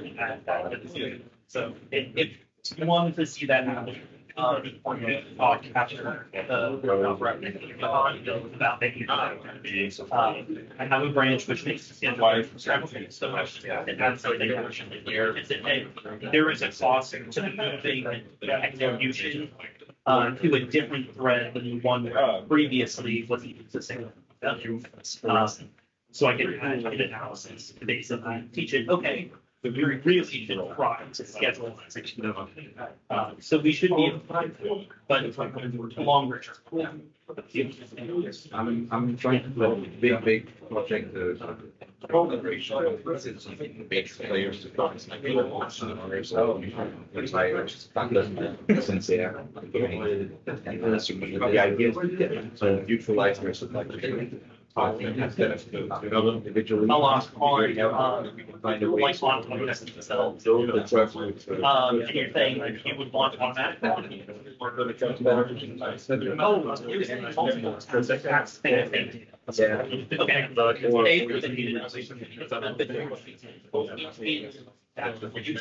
Yes, for that want to like maybe that allows me to write output. That really you have a task where you're writing data into another task somewhere else in the that's done.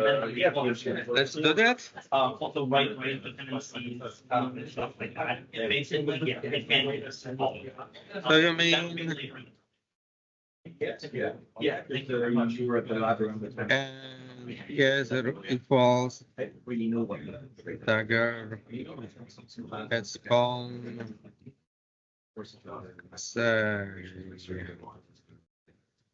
save. I don't know, like 10 seconds. I mean, okay, sleep. 1 second, and the second.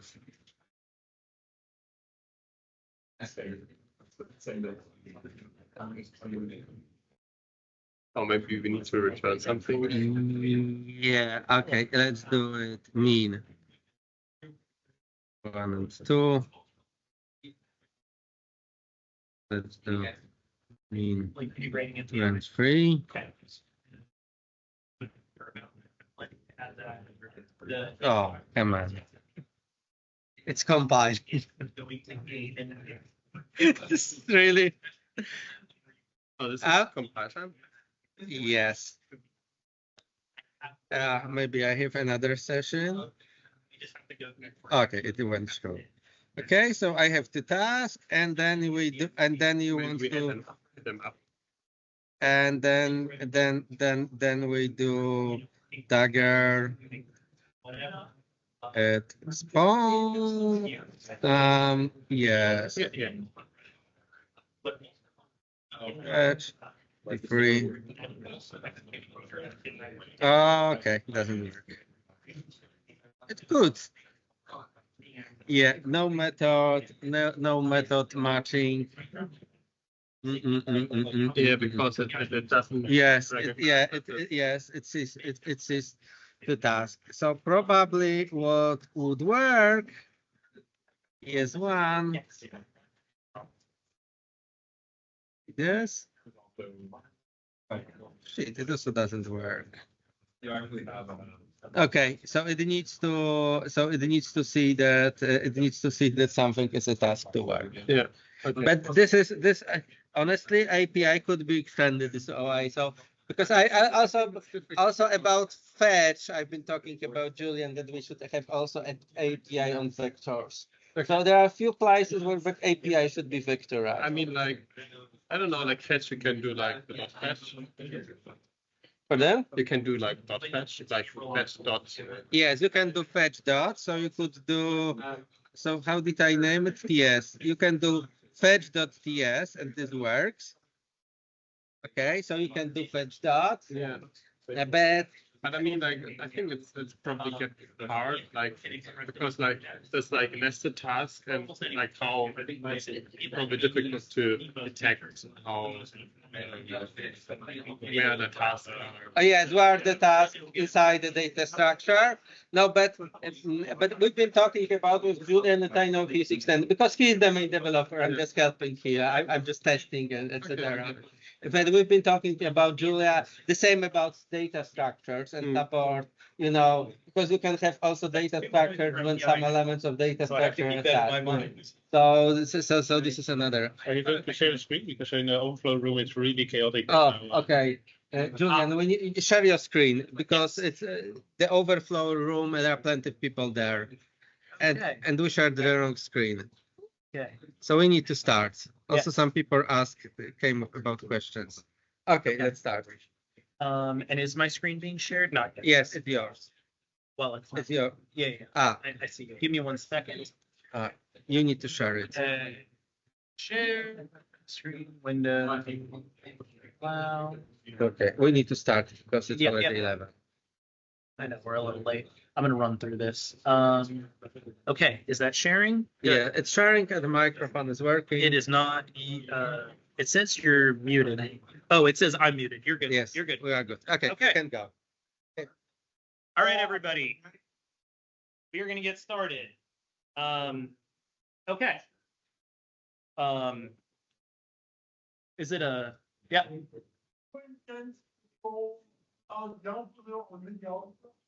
Linear algebra routines? Yeah. Yes, I will have a brief section. There is a lot going on with linear algebra and Dagger. Remind me when we get to that point and we can talk more in depth. Okay. We only have about an hour left, so I'm gonna run through this a little bit quicker. I'm gonna try not, basically, if you have any questions, let's save them for the end unless there are issues with running the code, in which case Shemek will attempt to assist you. All right, getting back to tasks real quick. So basically, well, we've already explained, hey, Dagger uses multiple workers, multiple threads seamlessly, right? It uses them automatically too. It picks its own allocation. It's just like, okay, I have a task. I'm going to pick a place to schedule this task. It does so intelligently. It takes a look at how busy all of the threads on all of the workers are and tries to allocate tasks pretty optimally. It looks at data that would have to be moved if it's going to assign a task to one worker versus another worker. So generally the scheduler is pretty smart, but is it possible to rein in the scheduler and tell it, hey, this is where I want my code to run? And it certainly is. So in Dagger, we have something called scopes, or execution scopes. So the idea of a scope is basically say, let me look at all of my resources I have. So I've got some workers and they've each got threads. And I want to basically make a set of all of the workers or threads or GPUs or whatever that I will allow my task to run in. Hence the name scope. What this really looks like is, hey, I want this task to run on thread 2 of worker 1 for whatever reason. Okay, no problem. You can basically tell Dagger when you spawn a task, okay, my scope for this task is worker 1, thread 2. You use this Dagger.scope helper. And what this will do is instead of Dagger just deciding I'm going to spawn this task wherever I decide to, it's going to run it exactly where you tell it to.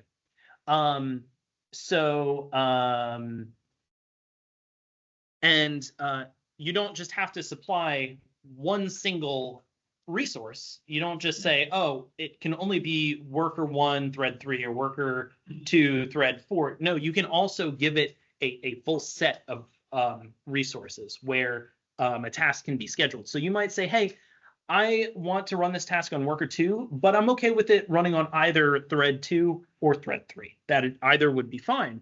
You can express that quite easily. And here you see, okay, I spawn 5 tasks with this scope set, and Dagger kind of alternates between them. It's like, okay, well, I'm going to run this task definitely on worker 2 and either thread 2 or thread 3. Okay. Now if you do, this is another thing, do not do this at home, please.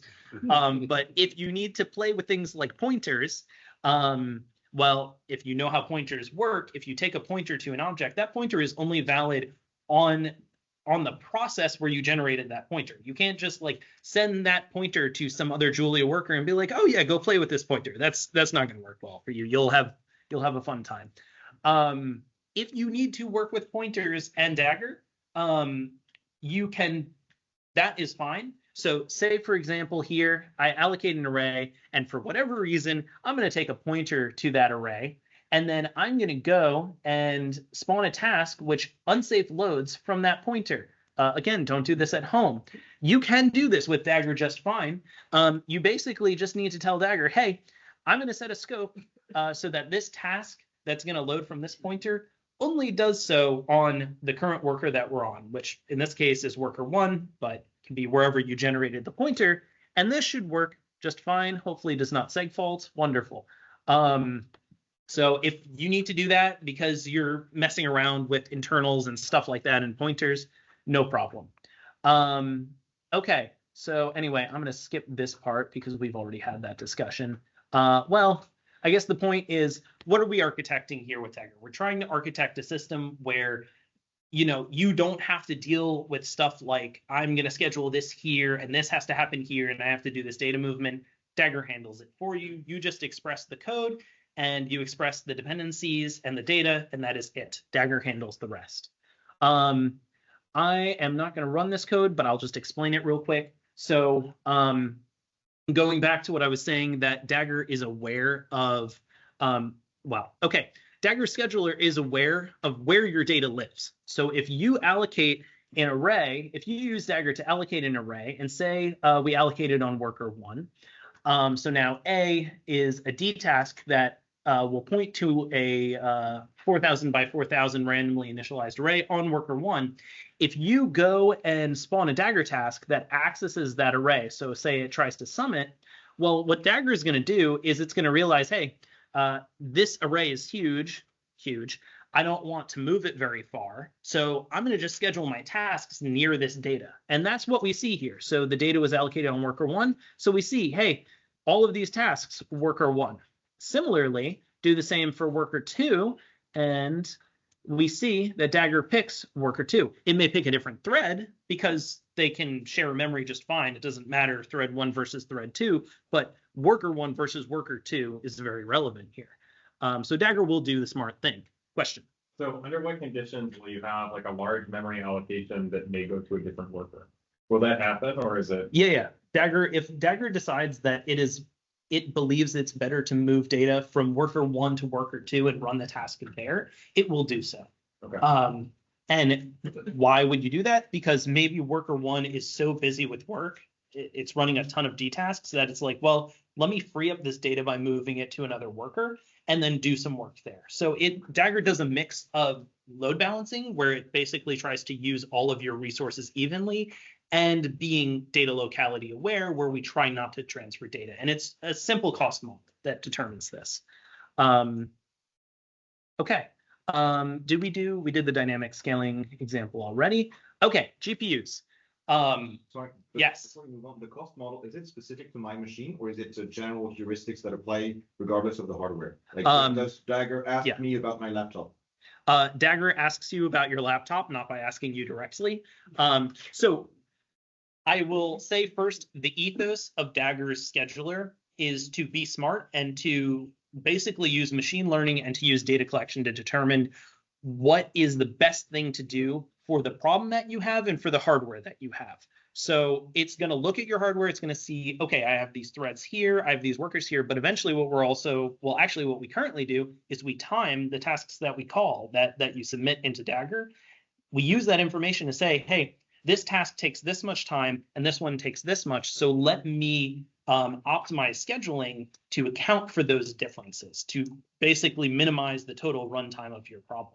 We're going to go further with this over the next year and improve the scheduler to be able to take into account more things like what happens if I run on a CPU versus a GPU? What if a certain worker happens to be a little bit slower than the other workers? What if data transfer between 2 workers is slower than between other workers or faster than other workers? And account for these differences and use all of that information in scheduling. So it will become a very not simple cost model, but a more powerful one. Okay, GPUs. So basically, all of the stuff that I described above essentially works for GPUs in Dagger. Now, I will warn you, this next section can be a little experimental, mostly because working with GPUs in any language can be fraught with difficulties. So if you don't want to run the GPU section, please feel free not to. But we're just going to walk through it real quickly. So ignore this wall of text. I'm going to just kind of explain what's going on.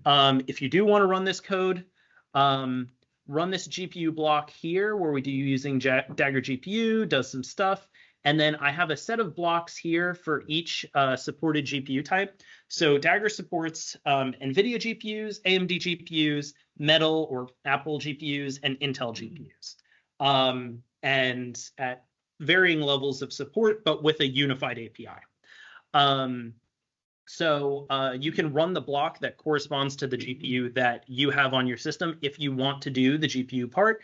I have an AMD GPU, and so I ran that part and got all these beautiful warnings. You may not get warnings, I hope. And so basically what we're doing here, the key thing is that we're going to use a scope, and we're basically going to say, hey, I'm going to construct a scope just separately from a Dagger task. I'm going to just create a scope object, and I'm going to say I want it to contain only the first ROCm or AMD GPU. You can do the same for CUDA. You can do the same for Apple/Metal or for Intel/One API.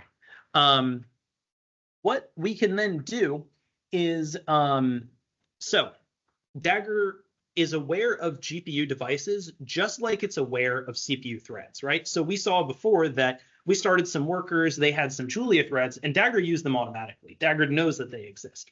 Same thing for GPUs. When you do using CUDA, using AMD GPU, whatever, Dagger has hooks where it basically sees, oh, hey, you just loaded a GPU package. I know that I now have GPU devices available to me, and it can use them almost automatically. Ignore the stuff at the top and at the bottom that's just turning on and off some debugging stuff. The key is here. So what we have is we're allocating an array on the CPU just fine. And then we're doing this thing. You know what? I'm going to simplify this a little bit. I'm going to uncomment this because I didn't talk about what that is.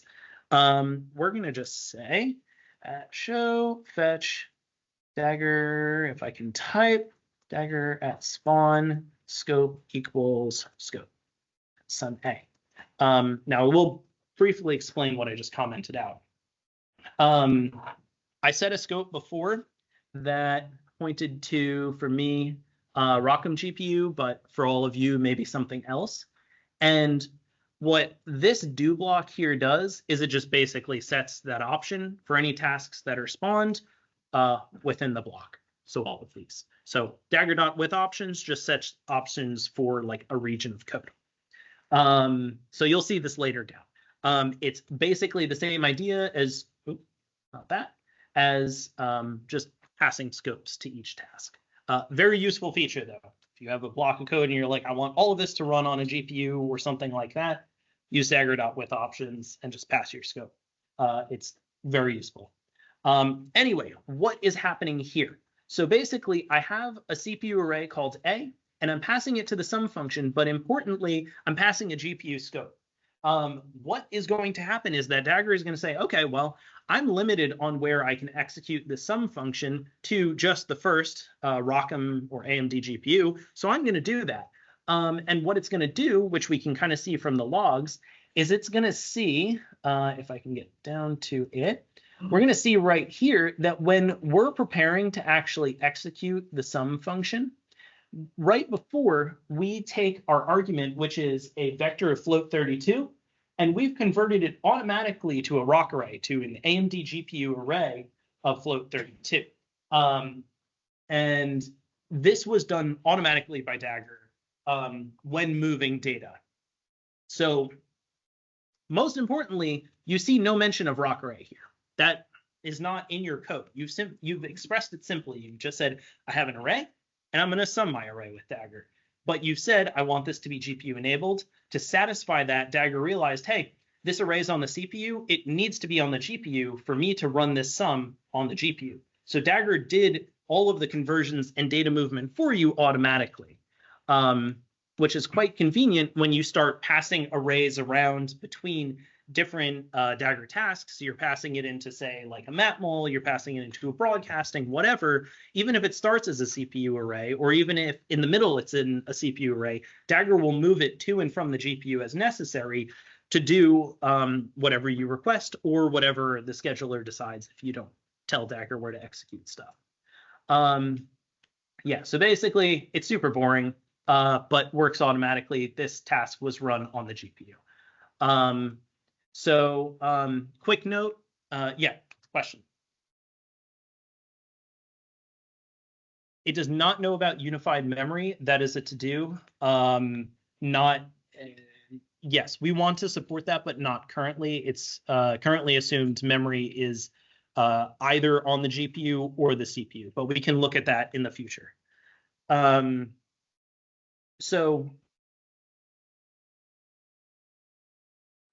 As you may know from working with GPUs, you can't just call any function with a GPU array. It may just explode, throw an error, segfault, do fun stuff. So not every function, it's the same for Dagger. Basically, the sum function obviously works for GPU arrays. It works on any, for any GPU backend, the sum function works, MapReduce works, broadcast works, stuff like that. But there are functions that do not. So just be careful. Make sure that if you're going to enable GPUs, that all of the tasks that you enable GPUs for, the function supports them. Notably, the way that Dagger handles actually using GPUs is it just switches the argument type. So it switches the argument type for A to a GPU array, and it just passes it into the function. In Julia, that's all you need to do to enable GPUs. So we do the same thing in Dagger. Just rely on multiple dispatch. Okay, what happens if you time check? Okay, I'm going to run through this as quickly as I can. Okay, you can also use Okay, so I said before you can do a variety of operations. You can do broadcasting, mapmul, stuff like that with GPUs enabled, no problem, works fine. You can also write kernels with kernel abstractions. If you've not used it, it is wonderful. And you can ingest those into a Dagger task just fine, with a slight caveat that if you write a GPU kernels write into the memory contained in one of their arguments. This function estimates pi and writes those estimates into the samples array. So something I did not mention, the way we typically work with Dagger is functional. So arguments come in to a Dagger task, takes them in, generates a result. The result comes out of that task and can be fed into other tasks. You're not expected to write into your argument. So if you pass an array to a Dagger task, Dagger generally assumes, and we'll see there are caveats to this, but Dagger generally assumes you work out of place.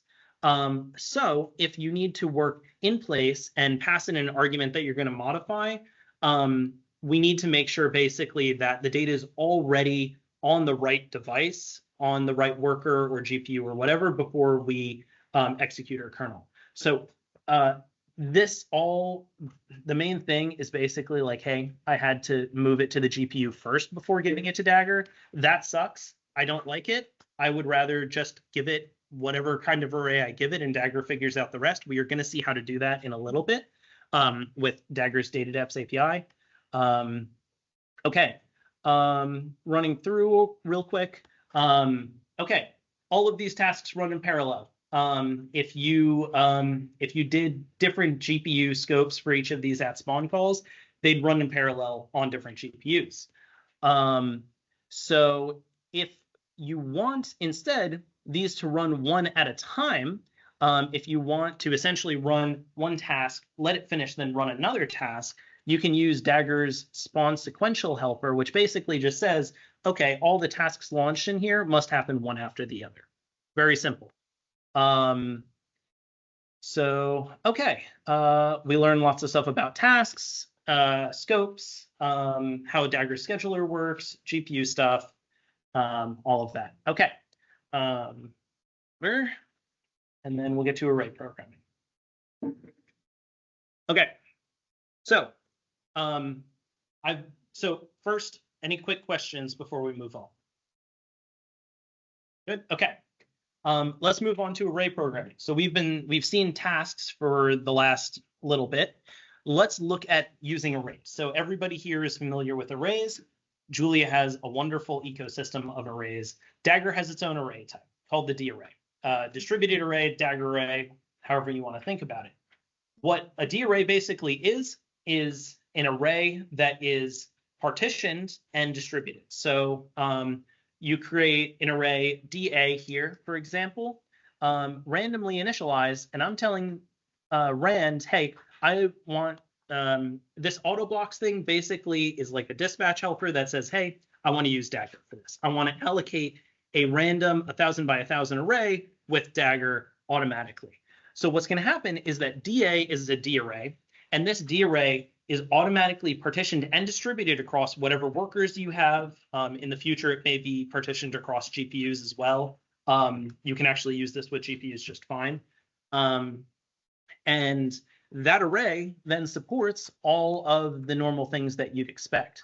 But all of the operations on the D array generally use Dagger to implement parallelism. So what we'll see is, okay, we have this D array. It's partitioned on my system into 6 blocks because I have 6 threads. And when I do sum on this array, if I get through all this stuff, okay, that's a lot. But basically what we see is that we have multiple inner sum tasks that are happening on each of the partitions of the array. And then we're doing tree reductions to essentially compute the overall sum of this array. And wow, I gotta move pretty far. Anyway, basically, all of this sum is happening in parallel. That's what this Gantt chart is showing us. Running on multiple workers, multiple threads, no problem. Allocation to sum, tree reduce, and to final combination of the final reduced result, all happening in parallel automatically, and basically all you had to do was create a D array and then call sum. You will find this is the case for most operations with Dagger. So what else can we do with D arrays? Well, real quick, just to mention, D arrays, like Dagger tasks, are lazy. They are asynchronous for most functions. If, for example, you do at the bottom, I have a map here. That map will happen asynchronously. That will just return another D array, and it will be happening in the background. You can still inspect the D array and see what's actually going on. So if I just remove fetch here, you can still see the results. Some of them may not be filled in if they're still executing, but essentially D array operations are asynchronous, run in the background. Okay. Let me keep going through. Also, it has very nice coloring per partition, so you can kind of see the different partitions color differently. Question? Sorry, it might be a silly question, but how does it automatically partition 16 by 16? So the partitioning is configurable. This auto blocks thing right here is essentially automatic. It says how many resources or processors does your system have. So it'll say, okay, count up all the threads, all the GPU devices, gets a number, and that's the number that it splits the array into in partitions. The default splits an array along like the first or last dimension. It's configurable though, so if I wanted to, I could say instead, I want blocks of 64 by 32. So that means it's going to split into enough partitions such that each one is 64 by 32. Regardless of the size of the array, it'll just make more partitions or less partitions. And yeah, and we'll add custom partitionings as well beyond just this simple block style in the future. But for now, the block style is what we have. Yeah. Oh, 1 second. So maybe an array 16 by 16 with blocks like 4 by 4 with coloring. Oh, that's actually a little later down. We'll see that in a minute. That's a good point, though. Question in the back.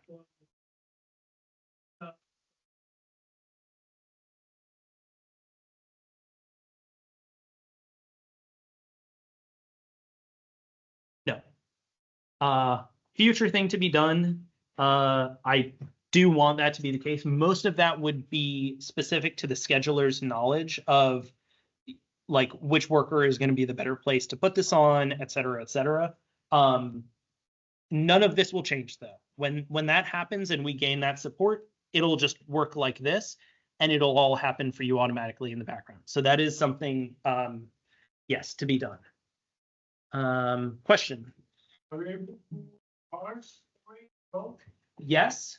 Sparse support is somewhat work in progress though. Mostly to, I mean, you can wrap a Dagger D array around, I mean, you can do, if I had sparse arrays loaded, I would not run this right now because I don't have sparse arrays loaded, but you can do SPRAN just fine. Same thing. We're expanding our sparse array support right now. Not all operations have good sparse array support, but we want to improve that. So it is certainly the goal. And not just normal sparse arrays, but also block sparse, banded block sparse, stuff like that. So yeah, but all the APIs will be the same. There's no difference there. You just call SPRAN instead. Okay. Moving on. Okay, so asynchronous, pretty colors. You can do broadcasting just fine, as you might expect. Again, asynchronous. Now, okay, where's the proof that this is actually distributed? With tasks, it's pretty easy to see, but what about with arrays? Well, what if I just basically say, okay, well, I'm going to map over all the elements of DC, a D array, and I'm going to say for each element, okay, well, what is my, what worker am I on? That's what distributed.myId does. Well, what you can see here is that we basically get back a D array, which shows you for each block, okay, I executed this block on worker 1, I executed this one on worker 2, worker 1, worker 3, et cetera, et cetera. Same thing for threads. I can just do the exact same thing and say, okay, well, where am I running my, where am I running the map on these partitions or whatever operation I'm doing? Well, in this case, we can see it's nicely distributed across various threads. And the colors are very pretty, which is nice. Okay, how does the D array work? I'm going to do this real quick. D arrays, as I said, they're partitioned. They're basically composed of Dagger tasks. A D array is just a container around Dagger tasks. Sometimes you'll see something else called a chunk, similar idea. But basically they're Dagger tasks. You spawn a new D array and it's just full of the tasks that are going to eventually contain the value for each partition. You can call the chunks function to basically chunks, partitions, it's the same thing. I'll probably add an alias for partitions because some people understand that name better. And if you want to see like what's actually in one of these partitions, you can just say, okay, well, let me see at 3, 4, what's in there? It's just a dense matrix. Very simple. So a chunk might be allocated to a thread or worker or. Technically, it's to a thread on a worker. It's to a specific device, but really it's to a memory space. So it's like, is it in CPU RAM on a given worker? Is it in VRAM? We track all of that. So yeah, like all of these chunks these partitions may exist on different workers. In fact, in this case, they certainly do, because I have multiple workers started. So when I allocated the array, it was automatically distributed across the workers that I have in my Julia cluster. And if you use GPUs for this, it'll spread them across the GPUs and it'll put them in VRAM. It's the same idea. Okay. D-arrays support indexing. You can do get index and all that just fine. This was not true a year ago. I will note it is slow. If you access a D-array one element at a time, it's a sequential operation. You're going to do get index one element at a time, but it still works. Similarly, you can modify them in place just fine. So, you know, I can set values, do whatever. Again, year ago, this was not true. Similarly, so we have constructors for, you know, you saw the constructor before where you can initialize a random array as a D array to start with. You can also there are two other constructors or two other main classes of constructors. You can also do like D array of just a normal Julia array, automatically will distribute it. It'll make copies and partition them and split them and do whatever it needs to. Or you can also take a view of just a regular Julia array as a D array. And these elements essentially point to the same memory. So DV and V point to the same underlying array memory. So you can go ahead and mess with either the D array or the underlying Julia array, and you still see the updates reflected. Now, slight caveats to this. This doesn't always work, and that's because what happens if, you know, you're going and doing stuff and Dagger has to like schedule it to another worker and then it's making copies, whatever. We'll see a more principled way to do this in a minute. Linear algebra operations. Okay. So Dagger's D array supports a variety of linear algebra operations. Not all of them are done yet. I need to merge 3 PRs for QR, LU, triangular solve. We have some others that will be available soon. But the two main ones that we have right now, matrix multiply of various kinds, works. I haven't run this. Let's run this because this one is nice to look at if it works. So what we have here, say we allocate 3 D arrays, right? 1,000 by 1,000 each, A, B, and C. You can do an in-place map mul with them just fine. And the results should be, oh, good. Yeah, this is the thing you were seeing before. So anyway, you know what? I can work around this. Dagger with options. I'm going to just see if I can do this. If I can't, then that's all right. Equals 1, do. That is a distributed error. It is not our fault. I blame the core developers. It's their fault. They can fix it. There's pull request. Yeah, well, may not fix that one because that one's already loaded here. But anyway, point is we have in place and out of place matrix multiply and Cholesky operators right now. We're planning to add many more. If you're interested in helping out to add more, we would love your help. So yeah, and it'll just be regular a backslash LU QR whatever. Hopefully that'll populate. We'll see. All of this works on GPUs. So you remember that scope we had before that was set up for GPUs? You can just wrap. Oh, yay. Goody. All right, I'm gonna skip past that. You can wrap an entire block of D-array operations with this with options thing, and now all of them happen on the GPU. This allocation happens on the GPU immediately. This broadcast happens on the GPU. Matrix multiply GPU. Map reduce operations GPU. All of this just kind of, the scopes just kind of automatically bring everything onto the GPU and it all works from there. Yes, question. Maybe you already covered this, but so in the scope, if I specify like multiple CUDA devices, will the auto blocks handle distributing to different processes that have access to different CUDA? Yeah. Okay. All of this is multi-GPU enabled by default. So cool. Yeah. If you enable multiple GPUs, if you also enable CPU threads at the same time, it's going to split it between them. Yeah. It's just going to say, okay, well, some partitions are on the CPU, some are on the GPU. You can control this with scopes, but Dagger will basically use all the resources you give them, whether they're CPUs or GPUs. It doesn't matter. Yeah. Question. How do you deal when you're on metal that doesn't have like it doesn't have float 64. So it doesn't have some of the. We're working on fixing that. Okay. We're submitting PRs to Metal to get those operations added right now. I have my collaborator Rabab who helped me with this. She's working on those now. So, good question, both of you. Okay, how are these actually? Oh, question. Yes. Yes, sir.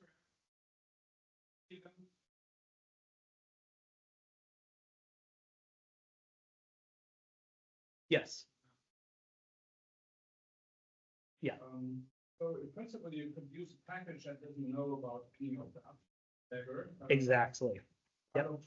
Jl and I install the functions on your average. That's 100% the goal. So my goal for the D-array is users should be able to allocate D-arrays and just drop them into a function from whatever package that expects arrays and is sufficiently generic enough. And all of this should automatically use Dagger. If you turn on GPUs from the outside, say you do Dagger.with options with a scope, and then say I do, hey, my package dot my func with DB. Well, I turned on GPUs from the outside and I passed in a D array. Well, what's going to happen is when my func calls stuff like broadcast, map reduce, similar, mapmul, Cholesky, QR, whatever, all of that is going to use all of this same logic. And guess what? My func is now multi-GPU enabled because you passed in a D array and you just set this with options scope thing here. Automatic. You don't specify anything special. You just say, this is what I want to do. Here's my object. Dagger handles the rest for me. And in the future, also MPI enabled. That is, I've had 2 requests for that already. I have working code for this. We're going to see where that will be added in the next section. Okay, data dependencies. So I've got about 20 minutes here. That should probably be enough.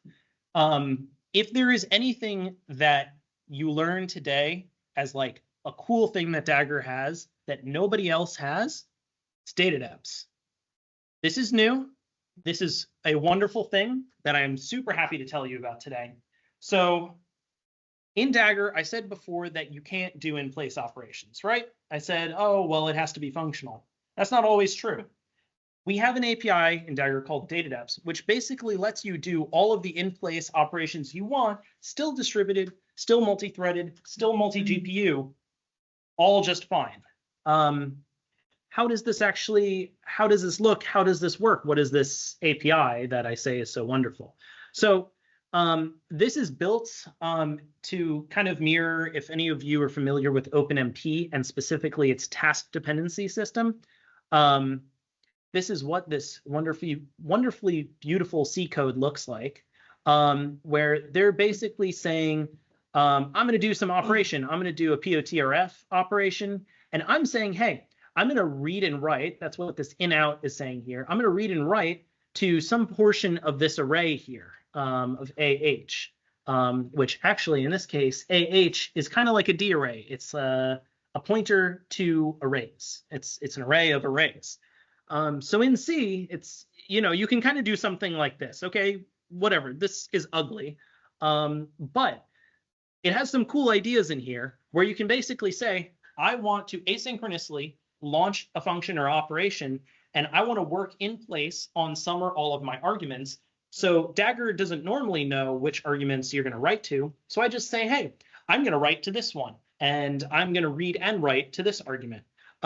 What Dagger and specifically DataDeps can do is it can take that information from your algorithm and take an algorithm that's normally executed sequentially. So if I remove the pragma OMP blah, blah, blah, blah, blah, this whole thing will execute sequentially and give the correct result. But if all you do is just annotate these little things saying, hey, this is read, write, this is write, whatever on these operations, suddenly it becomes an automatically parallelized distributed multi-GPU algorithm. And the operations I showed you before, the ones that blew up, but specifically stuff like matmul, stuff like Cholesky, the linear algebra operations are all built on this and are all automatically using all the features that you're going to see. So let me just move on so we can actually see what this looks like. Okay, let's see how DataDeps works, because that would be great. Let's create a Julia array, 1 million elements, and let's use that view function to say, wrap a D array around it. It'll automatically split it into some number of partitions, just individual views over this array. Okay, here's our elements, great. What if I want to take DA, which is now a D array that wraps this 1 million element vector? How do I do a parallel sum over this D array? Well, the simplest thing you can do is say, okay, well, first of all, let's start off and let's get the sum of each partition, right? I mean, if you want to do a sum of a big array, you can just do sums of the individual partitions of the arrays, and then you can just add those partial sums together, right? Okay, well, how do we actually do this with DataDeps? So, because we want this to be parallel, so what you can do is basically what we're going to do is we're going to do these partial sums here. We're going to sum over each partition, but we need a place to put our partial sums before we reduce them together to get our final total sum. What DataDeps allows you to do is, okay, let's allocate just a regular Julia array, and we're going to create what's called a DataDeps region. So everything in here is a DataDeps region because of this spawn DataDeps.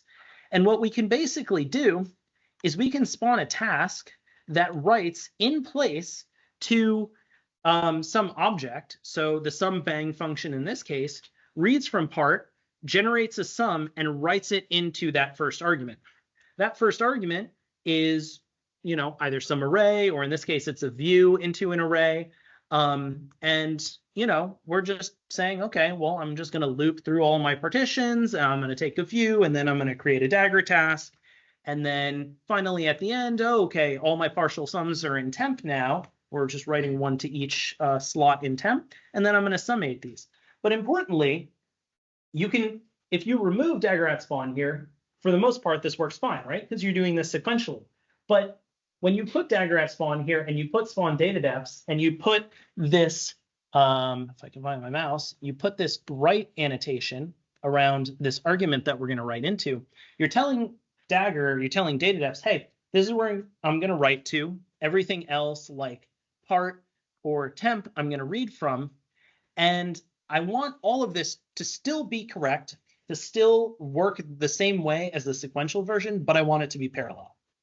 So what's going to happen is Dagger is going to see, oh, hey, okay, well, this guy here, each of these views, the thing that I write to, each view is at a different index within this array here. So, I mean, I'm only reading from this, and I'm writing to a separate part for each of these in-place sum operations. So, hey, I can actually do these in parallel. I can actually run each of these sum bang operations in parallel. But what I can't do is I can't run this last sum operation until these guys are done. Because if Dagger runs this last line first, what are we going to get? We're going to get 0, right? Because we haven't finished our partial sums. What data-depths allows you to do is say, hey, I'm going to write to this, and then I'm going to read from it later.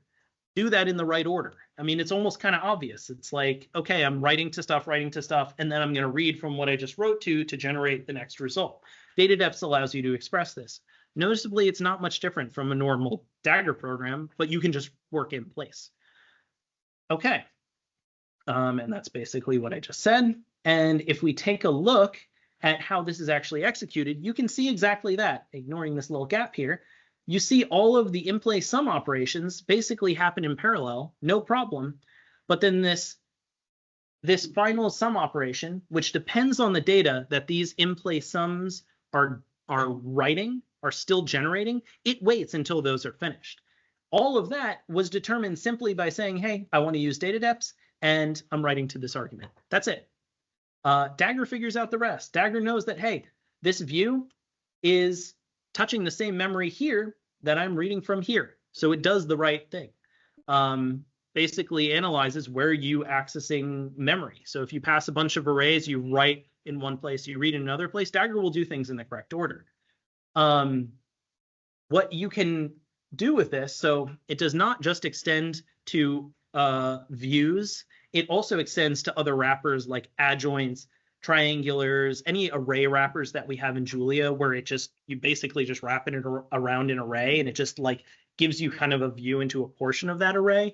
It supports all of those as well. So if, for example, you did use data depths and you spawn 2 tasks, one accesses the upper triangular of an array and one accesses the lower, and they don't touch the diagonal, and you say, hey, I'm going to like write to one and write to the other, Dagger will do both of those in parallel. But if you have one task that reads from the entire array and another is just writing to the upper triangular, Dagger's going to be like, hey, these need to happen in a certain order because they're accessing the same memory. So Dagger is aware of this. So here I just kind of had a fun little example. I just did this yesterday. I implemented a convolution with data depths just for fun. And basically the core of it is this small little function here. I have an input, I have an output. So the input contains an image. Output is where I want to write my convolved image, or whatever you want to call it. And then I just pass a kernel. I just YOLO'd up a kernel and came up with something. I don't know what this does. It doesn't really matter. And then for the input, I loaded the Dagger logo, and then I just ran the convolution. And the thing to notice here is in the task that we spawn here, we're saying, hey, I'm writing to this view of the output. I'm reading from the rest of these. I'm reading from primarily a portion of the input and the kernel itself. That's fine. That's the default. But here specifically, I'm writing to this output. So when I do all of this, if you're familiar with how convolutions work, you're basically sliding a kernel over your input to generate your outputs. And what Dagger can see here is, hey, I'm writing to separate views of the output, so I can actually do these in parallel. But if I had changed this so that output view slightly overlap, maybe I'll do like a row strip here, but then I'll do like a column strip here, and they have some overlap, Dagger would make those sequential only enough to make sure that the results are correct. But in this case, it's automatically parallelizing these. And oh man, I thought I had run this. Well, that's okay. Let's see if we can get some output from this. That may take a second to run, but that's okay. So anyway, I mean, you can implement these parallel in-place operations just fine. You can pass views, pass whatever, and it should work no problem. Oh, yay. Okay. You cannot see it on this projector very well. That's okay. This one is slightly darker and this one is slightly lighter. Can I make this look different so that we can actually see that there's a difference? It takes a second to recompile. Okay, good enough. Anyway, this is also the exact same thing as doing imfilter, minus the borders. I wrote this yesterday. I didn't finish the padding around, but this is essentially identical to image filtering's imfilter operation. We implemented this very straightforward for the most part in a few lines of code, and all of the parallelism is right here. And so this entire thing was generated in parallel. Imfilter also works in parallel, but in Dagger, it's pretty straightforward to just, I want a convolution, I want it to be parallel, here we go. Cool, and yeah. So, all right, we got 10 minutes left. Okay, this one is fun. So Conway's Game of Life. Who here has heard of Game of Life? Okay, almost everyone. Excellent.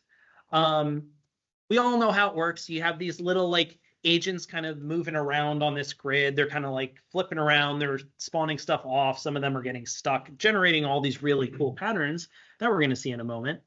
You can implement Conway's Game of Life over a Dagger D array with data deps working in place and parallel. And it is not the prettiest code. Keep going. Yeah, it's a lot of annoying indexing stuff, wraparound, dealing with like neighbor values and stuff like this. But in the end, hopefully this is still here, you get Game of Life written in Dagger, technically running in parallel, partitioned across, I think this is partitioned into 3x3 D array. So this could be running in parallel right here. Noticeably, there is no parallel anything in here. All there is Dagger at spawn and write and spawn data deps. And this is now parallel automatically. Now, if you scrutinize this code, you'll be like, well, this is pretty explicit code. It's pretty ugly. You have to do a lot of this like wraparound sort of stuff. What I'm working on, and I did not have time to finish before the workshop, is basically a macro which would let you do something like this, where you basically say, okay, output at a given index is equal to, I don't know, input of an index, but you can say, oh, I want to compute the sum of the neighborhood, one element wide, wrapping around, and that would be your Dagger data deps powered algorithm right there, is those three lines, essentially. You just pass an input and output. They could be D arrays, they could be regular Julia arrays, they could be GPU arrays, it doesn't matter. And this macro will just automatically unfold this into basically, essentially the equivalent of all of this code above that I've written here. Because data deps can handle this just fine. I myself don't want to have to write all of this neighbor stuff, passing like a ton of tiles as arguments to this, blah, blah, blah. Like that's annoying. So what you can look forward to probably in like the next week is something like this in Dagger, where if you want to write stuff that looks like stencils or just looks like I'm working on each element of an array, but maybe I'm accessing the neighbors one or two elements away, this will do it for you automatically, runs in parallel, multi-threaded, multi-GPU, all that, and then you can get Game of Life. I'm going to stop here before I just do the like coming soon things in the future. Do we have any questions about data deps in the back or about anything, please? Yes.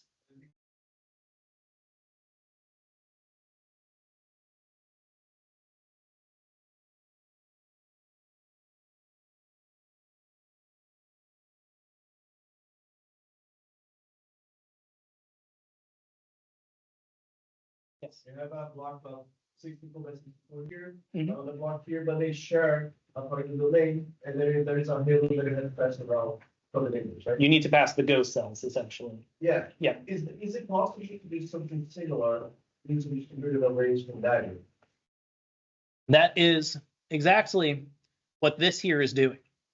So that's what that unfolds to. So at neighbors here is saying, hey, I need to read the central element of input, but also the neighbors around it. Doesn't matter if it crosses the tile boundary.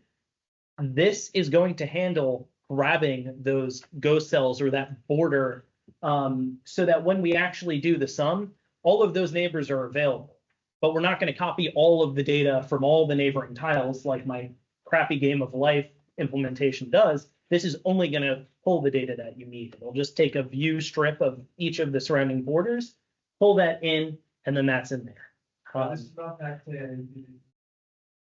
distributed array topic, right? This is something that Correct. you have to kind of code this step for yourself. It's just, yeah. So the D array does not have a concept of like special order elements. We could implement that if that makes sense for performance reasons or other reasons. But if you just want that computation of being able to grab the border elements, this is basically going to be how it works. But you know, if that makes sense, we can take a look at No worries. Sure. Yep. Question. What kind of overhead does Dagger introduce? Like, at which size of page does it really make sense to plan out? So that's a great question. So there is certainly overhead. You kind of have to play with the partitioning.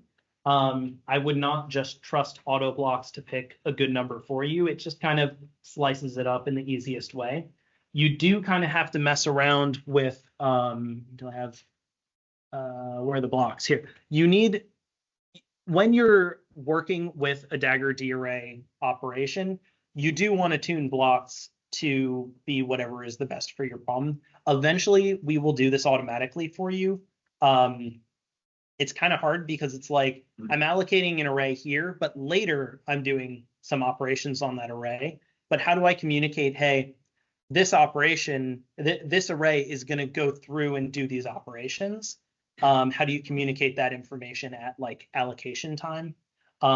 So I've been kind of thinking on how to figure that out such that, you know, I think the idea would basically be, I have this script, I turn on a training mode in Dagger, it runs through all of this code, it runs essentially benchmarks, determines what is the best partitioning size for the operations you're going to do. And the next time you run it, not in training mode, it will automatically pick those values for you, based on your hardware, based on your problem, based on the scale. Does that kind of answer it? Awesome. So this was specifically for base, but even in more general sense, like we are doing some kind of task base, or it's like, how large is the overhead if we don't have to suffer around like massive amounts of memory or something, but we're really like distributing work? You should benchmark it and see. It is going to be reduced over time. So my goal for Dagger per task is that if a task needs to enter the scheduler and say go out to a worker or go out to a thread or whatever, it should be, the overhead of Dagger itself should be in the maybe hundreds of nanoseconds per task. Right now we're at about 200 microseconds, which is not great. And I want to improve that. And a lot of that is because we have the necessity of using dynamic dispatch within Dagger scheduler. I have a branch where I'm working on this. I've already cut down 25% of that time. I just need to go through the rest. Julia's compiler has a tough time when you do a lot of dynamic dispatch. It does a lot of allocations. It generates really pessimistic code, which is fair. That's what it should do. So I'm working through bringing down that overhead. Anyway, I want to bring it below 1 microsecond per task. I also want the ability to dynamically resize the number of tasks that we launch based on what the actual current overhead of spawning tasks is, so that if there's too much overhead from having a lot of really small blocks, Dagger will resize to have fewer larger blocks so that, you know, you're not suffering from overhead as much. But the goal per task is basically less than 1 microsecond. I might have misspoke and said 1 millisecond, but less than a microsecond. Did that answer it? Okay.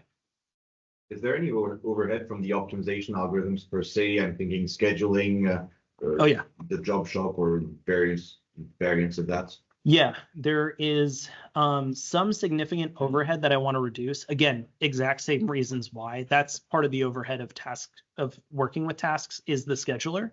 But the cost model itself is very simple.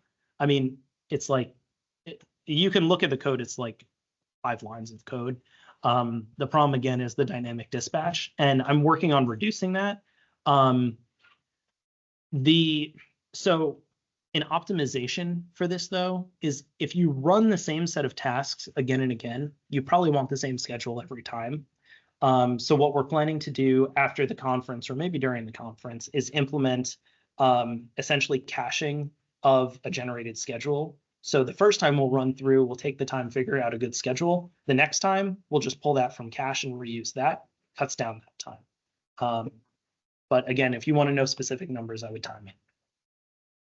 So maybe this is something that you already answered, but just to clarify this, if I run, repeated matrix multiplications in D arrays, every time I call a matrix multiplication, there's this Dagger, recreate the graph. Yes. Every time you run a Dagger task, the graph is re-elaborated. This is true for regular Dagger tasks as well as for data depths. Again, caching is something that we want to implement so that you do it the first time. And then if we see a graph that is essentially similar or even the same, because it's the same operation, same data, all of that, we would just pull the schedule from cache and we would just run that. You still are having to spawn Dagger tasks and do a little bit of work, but the like big static scheduling part would be amortized to the first call.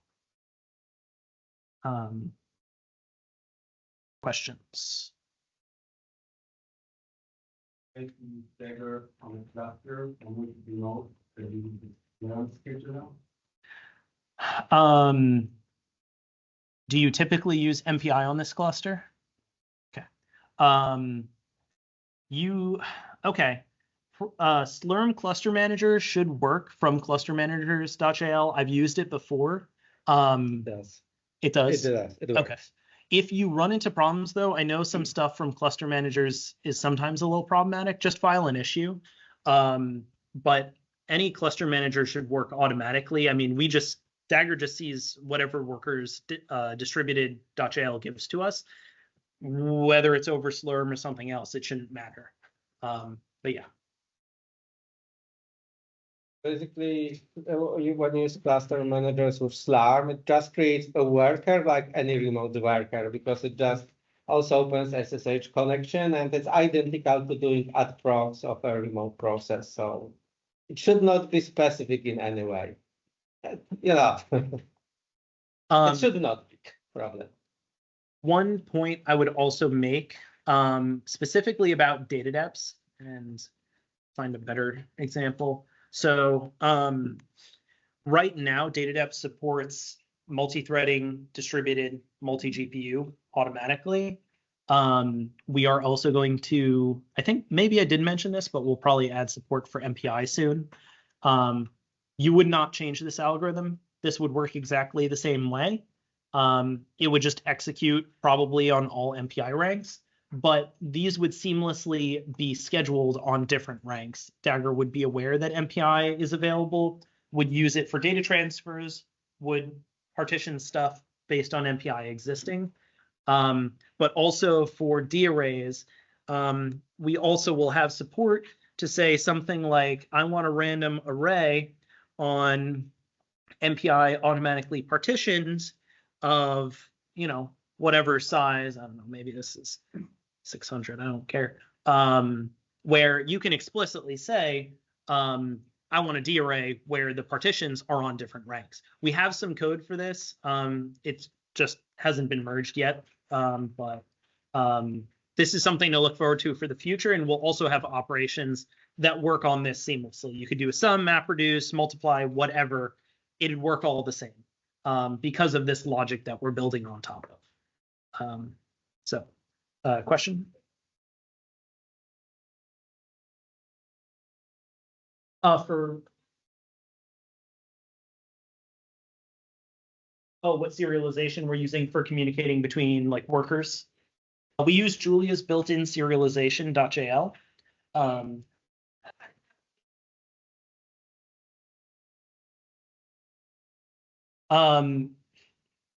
In that case, I do not have a great answer for that right now. Are you, we should talk afterwards, but I will say right now, there's not necessarily a solution for that, but we could take a look at that. Yep. Question regarding support. Sure. So as far as I understand, this is mostly for the near future. Near future, yes. Then how would you run it? Would you still need a cluster manager, or could you run it with, let's say, Slurm? You'd say using Dagger, using MPI. You might run, I'm considering adding a function like Dagger.accelerate, and you say MPI equals true, and then all the following operations automatically use MPI. I'm trying to make it as non-intrusive as possible, where you can just take regular code that was written without MPI awareness, and suddenly it works on MPI, just because you have that. So keep an eye out for that, though.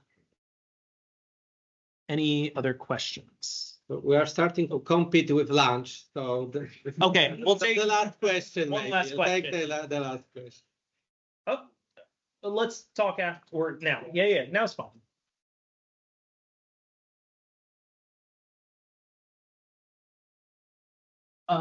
Sorry, say that again.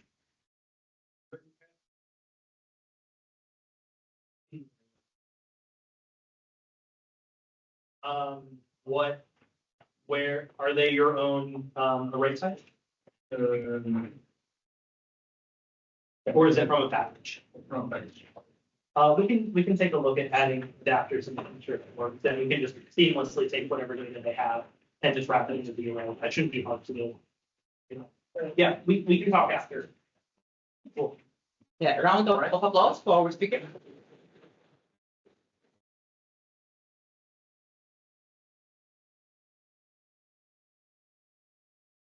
Thank you, everybody.